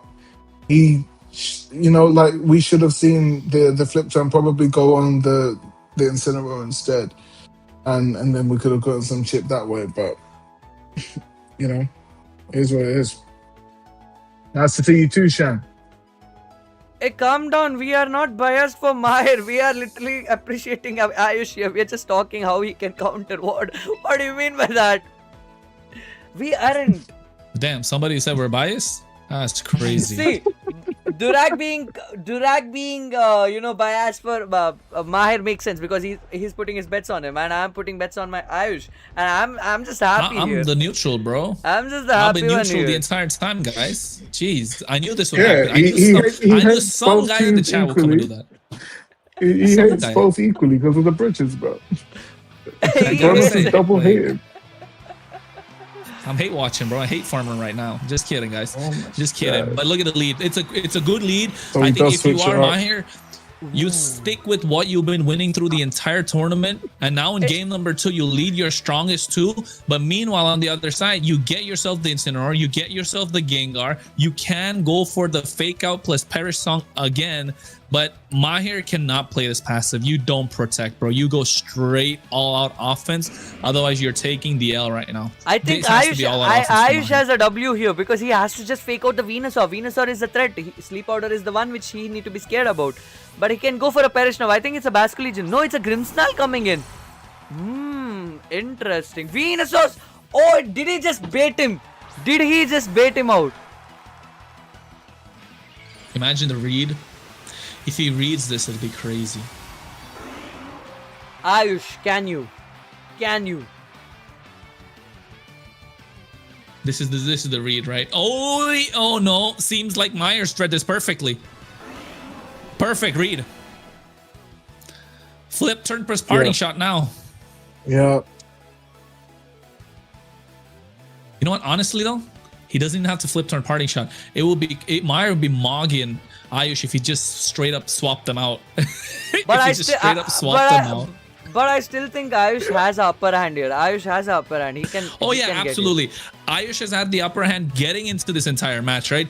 We spoke about it when we looked at the team sheet. But he had multiple leads he could go with. This is the strongest lead he's found because he can parting shot, but you get the reflect out so that you don't eat a throat chop like last time. So it's a good play. Basque Legion flip turns. Unfortunately, goes down to the other side. But Gengar did not protect. He goes for the Shadow Ball straight to KO the Basque Legion. What a call! What a call! Oh my God! Dude, he called it out. You called it. He called it out. MAHIR predicted the throat chop, but he didn't go for the throat chop. He went for the Shadow Ball, guys. Oh my God! Ayush the goat. Ayush, my bets are on the right guy.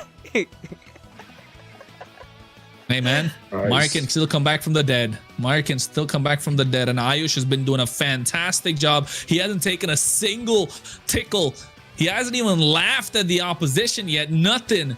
No damage whatsoever. Finally switches out the Incineroar. Doesn't want to go down to the Perish. Archaludon comes up, can eat whatever he's got thrown at them for days. You protect the Gengar as well. Ooh, reading the protect from the Charizard. Ayush is calling after calling.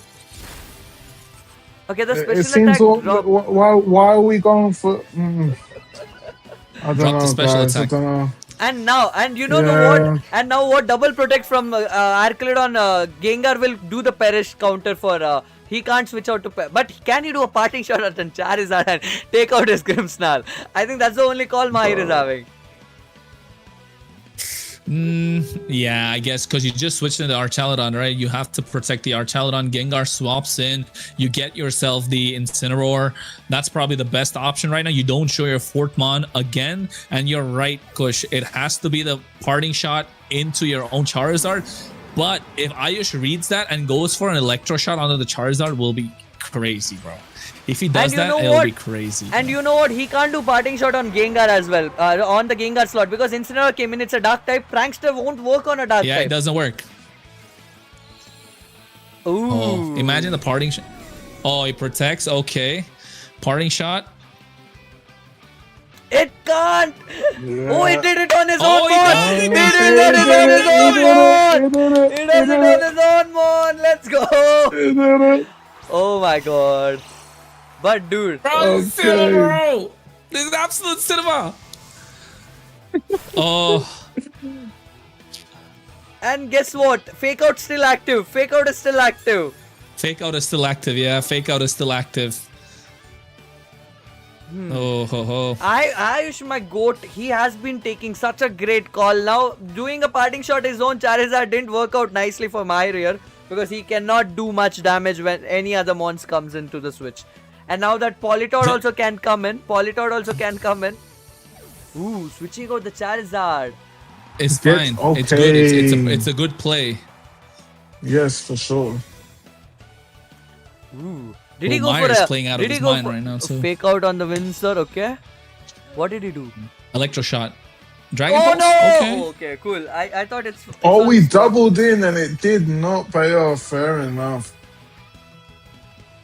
That's the bridge, Oh my 100% with the 100% HP with the defense boost add to it. Yeah. That Archaludon's looking so threatening right now. Incineroar, all he's got to do is Oh, get that earth power. Oh, reflect is up, Nice. light screen is up. Oh. get that earth power. Sleep into out that of misses. Oh Archaludon. no! Come on, guys. no. Come on, guys. It's not every day try to sleep, Max. Oh, flare No, blitz the up. worst part Oh, is no. not Ayush sleep maxing. It's MAHIR trying to sleep right and put him into sleep right No, now I too. know. So I'm it's saying he should have gone for the earth power, bro. Ah. yeah. Dude, I think the flare blitz would have done a lot of damage on the Venusaur if I'm not wrong. Oh, 100%. He didn't have to. Parting shot, bro. Is just Oh, parting he shot for doesn't have a days. flare This is blitz. the best He part doesn't about have a Incineroar. flare blitz. Ayush He doesn't have a doesn't flare blitz. It's throat chop, fake out, Does. parting shot, and protect. Interesting. Yeah. Okay, wait. Are we seeing Incineroar got switched out from the parting shot? Incineroar coming again. Back Wait, why to are you square drawing? one. Back to square one from Going for the Ayush. protect. He is, bro. Ayush is playing this masterfully. It is back to square one. You protect the sleep powder. The parting shot doesn't affect the Incineroar. You get yourself parting shot Perish. shenanigans again. You can perish again. You can sludge bomb the Grimmsnarl if you don't want to perish right off the bat because your But the Gengar's full screens are HP. up. You have no threat. You have no threat of being taken out though. You're fine. Screens are up, so it's not worth to go for a sludge bomb there. Perish would be really good call for Ayush. And there it goes. Ayush going for that read and going for a. But now parting shot comes on the Gengar if I'm not wrong. No spirit break. Oh, it doesn't do much.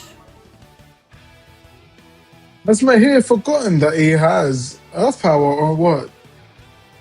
What's into either slot? It would have taken care of the Archaludon. It literally mugs all three of his pokes, and he's not throwing it a single time. He's tunnel vision into sleeping. He's tunnel vision into trying to get the sleep powder on. Now no sun on as well, so you're not going to be able to get the earth power. Not anymore, fast but in the earth power at previous least. turns. Look, This is once correct. this is the So- one turn where he actually went for it. He probably went for it this time around. This is so intense. Like MAHIR has to win this one if he has to take it to the next. Oh my god! Again, another sleep powder, He's guys. desperate. Myers Is, desperate. is Myers that desperate your with the only plays win here. con, bro? Is that your only win con? Oh my god! Now He's desperate. protects are done. Wasting time is reflective gone. Light Screen's only got one more turn. Gengar He's got gonna a parting switch shot out. as well. Good. Gengar's gonna get It's switched not out. looking good.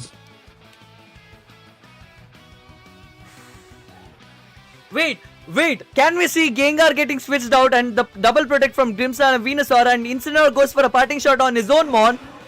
Can we see this shenanigan happening? No, That's That's too much. That's too Those much. He's gonna Gengar. sludge bomb. He's gonna sludge bomb. 100%. This is a clean sludge bomb onto the Charizard slot. You get the damage down. You know the swap is coming because the parting shot is the only way the Grimmsnarl can get out. So you can double down on that slide. But the sun is out. The sleep powder comes in. Finally, bro, hits it after ages. But it might be too little too late because Ayush, can he capitalize? Does he go for the sludge bomb? Yes, he does. Into the It Charizard. doesn't Doesn't do a matter. lot, but it does get the Doesn't do poison. much. Does it get the Doesn't toxic? do much. Does it get no poison? No And poison. Venusaur is not getting switched out. Venusaur gets KO'd here, and the sleep shenanigan is done. For now, I think he can actually switch out his Gengar out and get the Politoed in, and that does the game here. Because Venusaur cannot be switched out, Charizard cannot be switched out because of the Gengar being in the shadow tag. And the rain goes up. MAHIR Weather ball has on an the uphill inside. battle, bro. Dude, why are you keeping your Gengar in? Wait, Gengar is in Perish? Is it in the Perish? I don't think. You're fine. You let it go down. You let it go down. I don't think he has to let Because it go down. He's expecting a weather ball from the other side, right? There you go. You protect it. The Gengar goes down, but you got a Politoed to the back. No, Venusaur Gengar doesn't goes. go down. Gengar doesn't go down. Wait, Gengar is not in the Perish. Incineroar goes. Gengar. There you go. Gengar Gengar goes. Gengar does go down. Gengar goes. I think the plan is basically you take out the biggest threatening mon on the other side. Now And you have only two Incin. left.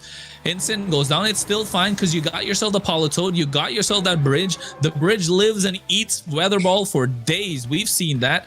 The Grimmsnarl's barely got any HP left on him. All Politoed's got to do is bait the double into him, protect, and our Chaladon just got this in the bag. Dragon Pulse. Yeah. Oh yeah, Electro Shot. Never mind. Damn, Ayush. Even the Weather War as well. Ayush. Ayush just got the weather control as well. There's no Mons remaining, and Weather Ball on the Arcaleron doesn't matter because it's a Steel and a Dragon type, which resists actually. And Politoed, This is Ayush right now. I'm like, Ayush is Morgan. Ayush is Morgan. Wait, He did he protects. read? What a passive turn from MAHIR. Passive turn from MAHIR. Our Chaladon gets the Electro Shot. He's going to try and target on the Charizard, but the Perish is going to come out eventually, and MAHIR's got it's a nothing he can do about it. It's a Perish. It's a Perish. Oh no, he doubles down on him. Woo! Woo! Could have been the Rocking bad that play. Could special have been the attack. throw. Wait, why didn't he go for a Perish Trap here? Perish Trap would have been a great call because Politoed is the slowest here. No, it's not slowest. Grimmsnarl is the slowest, guys. He can't go for a Perish. Grimmsnarl is the slowest. Did we just see the Spirit Break come at the end after the Weather Ball? Didn't we just see? I mean, even if he's the slowest, this Perish will be the last move to go, right? So Politoed can still use it. So I'd say not Charizard, the thing. Not the thing. Grimmsnarl. Whoever dies, Grimmsnarl will stay last. Whoever does, yeah. Oh yeah, that. Okay, yeah, you're right. Absolutely right. But the Weather Ball ain't gonna do nothing. It's not very effective. It's a Dragon Steel. That's a good Eats that ship, for though. days. You get a stamina boost as well. Yeah, the chip don't matter. But I think it doesn't the chips KO. go It into doesn't Ayush this KO. It time. doesn't KO. It's a neutral, parting shot. You got the parting shot. It's gone. He's gone. Bro's gone. He's out of there. I told ya. I told ya. Hands on. But yeah, Weather Ball. Oh, no. He's gone anyway. It's like I gave you the hope. I just gave you the hope, but you can't. Hey, man, it's Grimmsnarl against the world. He tries to spirit break. He can't break the What is opponent's that spirit. doing? Meanwhile, Ayush is trying to break MAHIR's spirit the entire time. He found his kryptonite. Ayush, Morgan, using the Perish Trap. Adding is so insult to crazy. injury. It is Is so it going crazy. to be a defeat? Will MAHIR forfeit? Or will... Yes, he does. Ah. Ladies and gentlemen, Ah! the winner, the champion of Pokemon Champions Indian League Season 2 is the Master Trainer, Ayush. Let's go! The team! Damn, the team which Ayush. won the Ayush game. really looks him. Ayush really locked in, guys. Ayush can't perish, guys. Ayush can't perish. Oh my god. Can't believe that Perish. Actually, the Perish has been such a good in this current meta. I've been like the charity tournament that I participated, the top 3 were Perish. I saw a team which was running Altaria Fire Spin Perish song. Oh my goodness. That's crazy. Fire But Spin you know what doesn't let though? you switch out. No, you know what though? Like when you think about this particular game number 2, right? Game number 1, Ayush like just absolutely mogging Mahir, right? But game number 2, to go with what Durag, to like piggyback of what Durag was saying, he could have earth powered, right? He could have earth powered not once, not twice, at least 3 or 4 times, but opted to go for the sleep powder. You missed it twice. You had the sun with you, right? So sun, basically you get double the speed with chlorophyll. You didn't want to get the KO onto the Incineroar or the Archaludon. You wanted the extra turn. You wanted the breathing room. So you finally tunnel vision into the fact that sleep powder is your only way to victory. Kudos to Ayush for playing amazing. Kudos to Mahir to make it all the way to the grand finals. But when you're in the grand finals and you're already trapped, not into the Perish trap, but trapped into the composition that the opponent has in front of you, and you're not able to think, it's hard. If you're not able to think and you're finding only one out the entire time, it's eventually gonna go to the way of the opponent. So well played, Mahir. But of course, hey, it was Ayush's day. By the way, Durag, Well done you to just put your Ayush. bets on Mahir. What do you want to say? What do you want to say to Mahir? Like, because you were supporting him. You had your bets. Look, You lost your house, bro. Yeah, I mean, Bro put his house on Mahir. You owe him a house in in London. That's expensive. Just saying. Next time I come to India, make sure you got a room free for me to stay. Yeah. But listen, yeah, Kronos, you already said what I was thinking. Sometimes, and there's the pressure of being in the finals. Of course, you tunnel vision. You may not make see the path to victory, but Ayush did see the path to victory, and now he's our champion. So, well done to both players, like you said, for getting so far. This has been amazing for me to even be able to see. So I'm excited to see what you guys bring to the next season or Worlds for whoever might be competing in Worlds. I don't know who it is. I don't know. These guys didn't tell me, but we'll tell you now. Let's see that representation. We'll tell you later. Let's see that representation. But and these top 8, whatever we saw today, they are all playing for India against Indonesia. Like, they all will be playing for India against Indonesia. And also we have 2 players who came top 2 in PCL season 1. They will be adding to this 8 players, and it will be a 10 players like team, and they will be facing Indonesia's top 10 who have been playing from a long time, and they are really good because they just had a fight against Japan and they won against Japan. Oh, so you can see the players are really beat good. Japan. Yep. They beat Japan. Yep. Like, that's I locking. don't know, bro. I'd thrown the towel already. I'd thrown the towel. Save myself some time. Just saying. I mean, I don't think India is that weak. India is not that weak, and no, we can clutch guys. it. I'm just joking. We can clutch that. But Durag, when are you coming to India? You have a lot of fans here. Just look at this stream. Like, there's a lot of people like going out here. You had visited India. We all know that. So if you are ever planning, you know whom you just can DM once. We will do all the stuff for you. Yes, there you go. Well, listen, when I come or if I do come in the future, you guys will be the first ones to know. Okay. I'll come and pick up Kronos from Manchester, and then we go flat to India. We got it. Mahir's gonna have a room waiting for us as well. You have put on your house on Mahir and Mahir. But anyways, Mahir played his best by. Absolutely, absolute champion, right? And not just playing, he also helps us organize all these tournaments as well. He works in the back end with the management team, so he puts in a lot of effort. And this time they were like, "Hey, can we take part as well?" I think, yeah, like of course They want to take part. They want to do the rest. So you put in the work. Let RNG take care of the brackets and everything. But also you work hard to kind of get to the finals. Absolutely. I got the DM from the world player. He said you guys can reveal. I don't mind. So it's none other than Bozo. He was world's top 4. He was world's top 4 in the seniors in the last season of Worlds 2025. Oh my gosh. Let me just take out. I'll just say his achievements because I always, whenever I just have to flex, I just open his account and just tell my friends like just read. We were flaming Nozo Bozo, weren't we? For the way that we were, bro. Let me just open. He's like, who are these guys? They're not going to Worlds. We were protecting the guy and the guy. Okay, no, so I think one good thing we got to see though, in terms of interactions, we saw that Ice Punch coming out from the Swampert into the Vivillon, right? It wasn't able to KO. So I think that these are the kind of interactions you probably want to see. And that's why you kind of practice here as well. So absolutely insane, bro. Like great team. So I think you know what your weaknesses are. So hopefully when you go into Worlds, if you're going in Senior Division or Masters and you make it to the Grand Finals, give a shout out to us, man. The Pokemon Champions Indian League.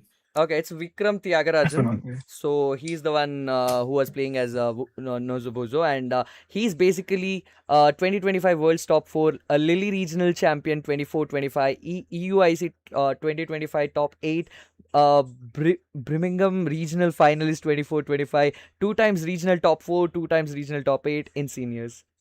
And oh my god, bro, it's lucky to have him in the tournament, guys. That's CV, bro. Hey, come and sit, bro. You know, at Worlds, come and see me. I will be there, not competing, but I'm gonna be there.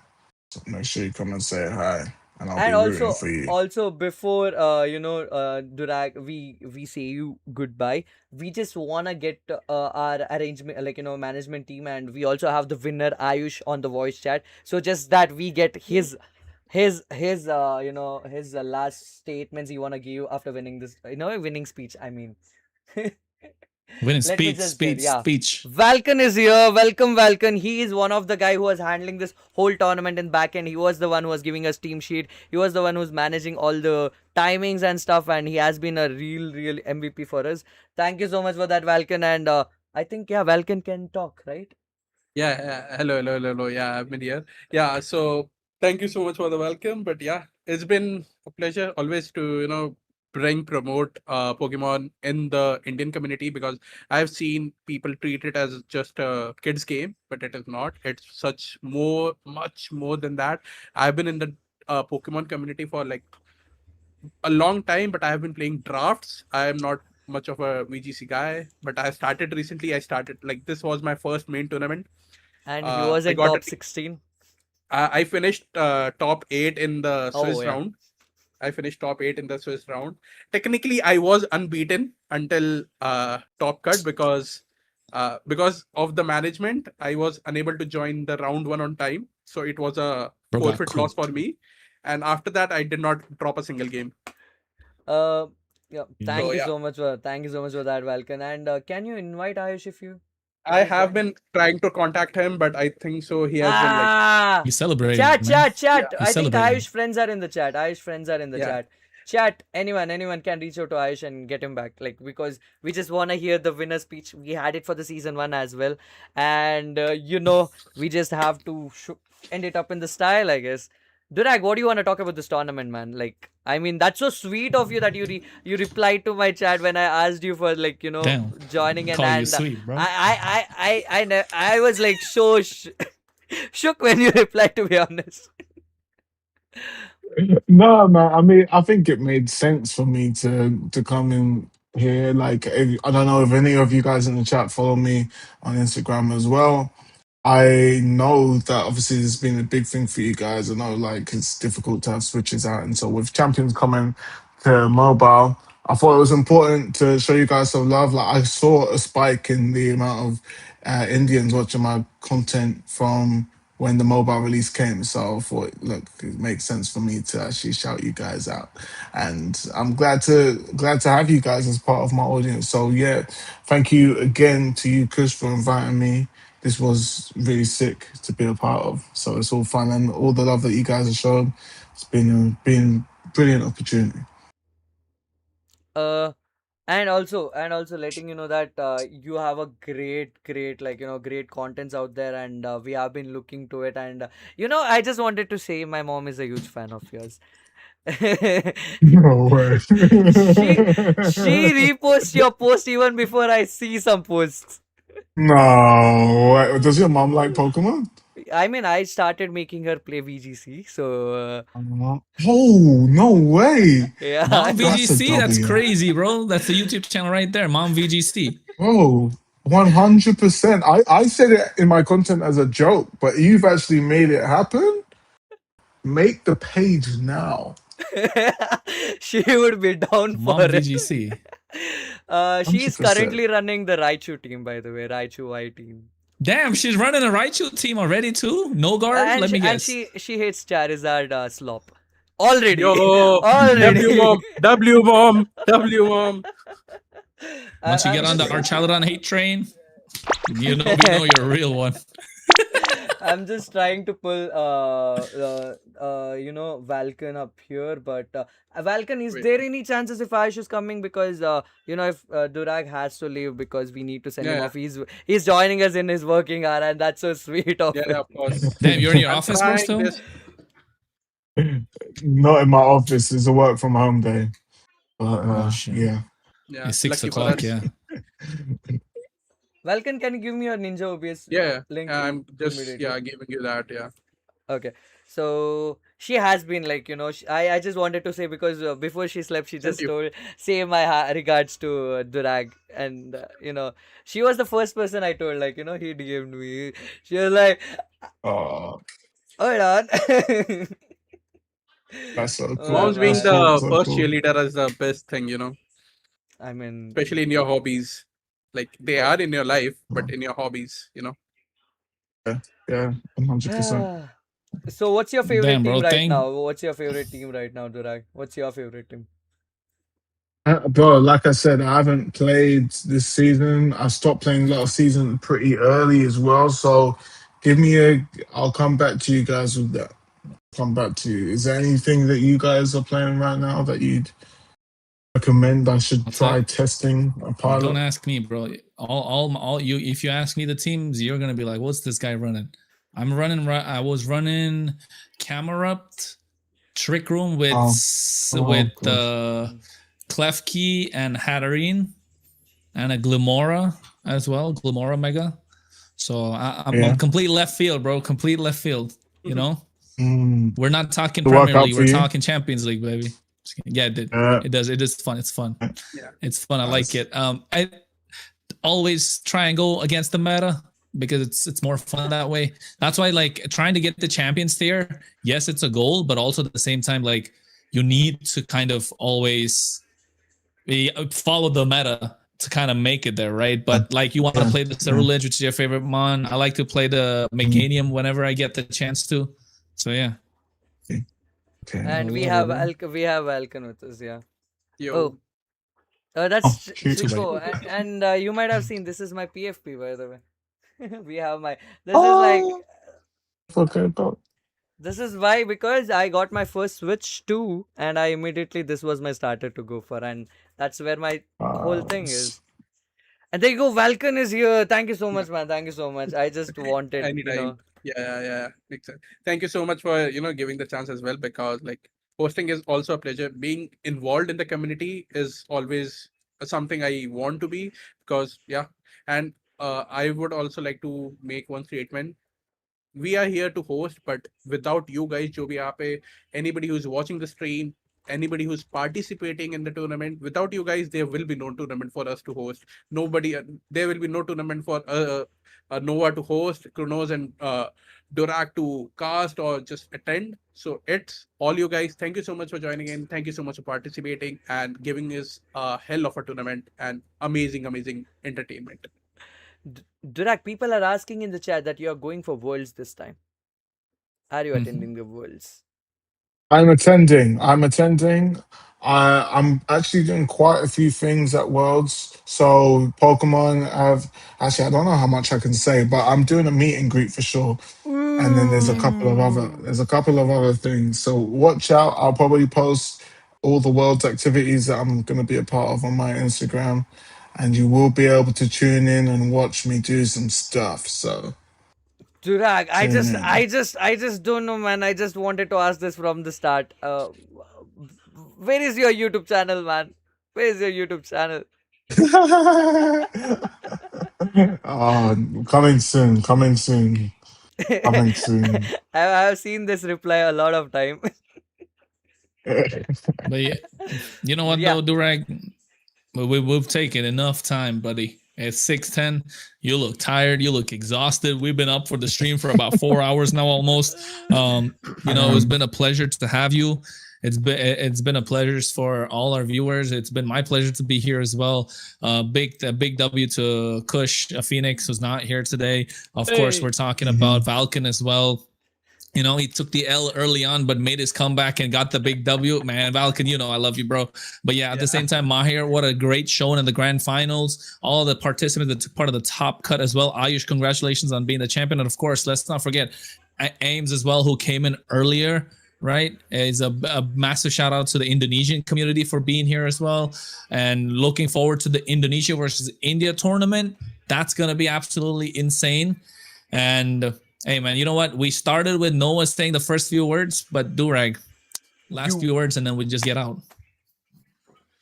Guys, well done to everyone. Like, I'm gonna just echo everything that has been said already, but you're just hearing it from me now. Like I said, I was expecting to see the A game from you guys. I've come here and I think you guys have shown it to me. And now the next step is to show the rest of the world. Okay, we've got Indian representation at Worlds this year. Let's keep growing it year on year. Okay, so those of you even in the chat, I hope to see some of you competing next time as well. And just don't forget me when you're world champion, okay? Just remember I was it. And the world chap, the world's player wants to meet you. He's been just commenting over there. Okay, see you there. It's Vikram here. So he will be joining you on the Okay. meet and greet. And all the Make best sure for you see you. me there. All the best for you, for your worlds and all the contents you have been uploading. And we are always there. We will always be there in your comment section. We'll always be there. So thank you so Thank much, you man. guys. That's so sweet of you for joining. And see ya. Yeah. It's just love. Hey, Love follow to the you, man. socials. Yep, follow Follow the the socials. socials, Go folks. follow Subscribe Durag. to Kush, subscribe to me, subscribe to Valken, follow Durag. Make sure you follow Durag if you haven't followed already. If you haven't followed, you're not on the Pokemon Champions train. And hey, PCIL Season 2, we out, baby. We'll see you next season. There we go. Bye Take care, guys. bye.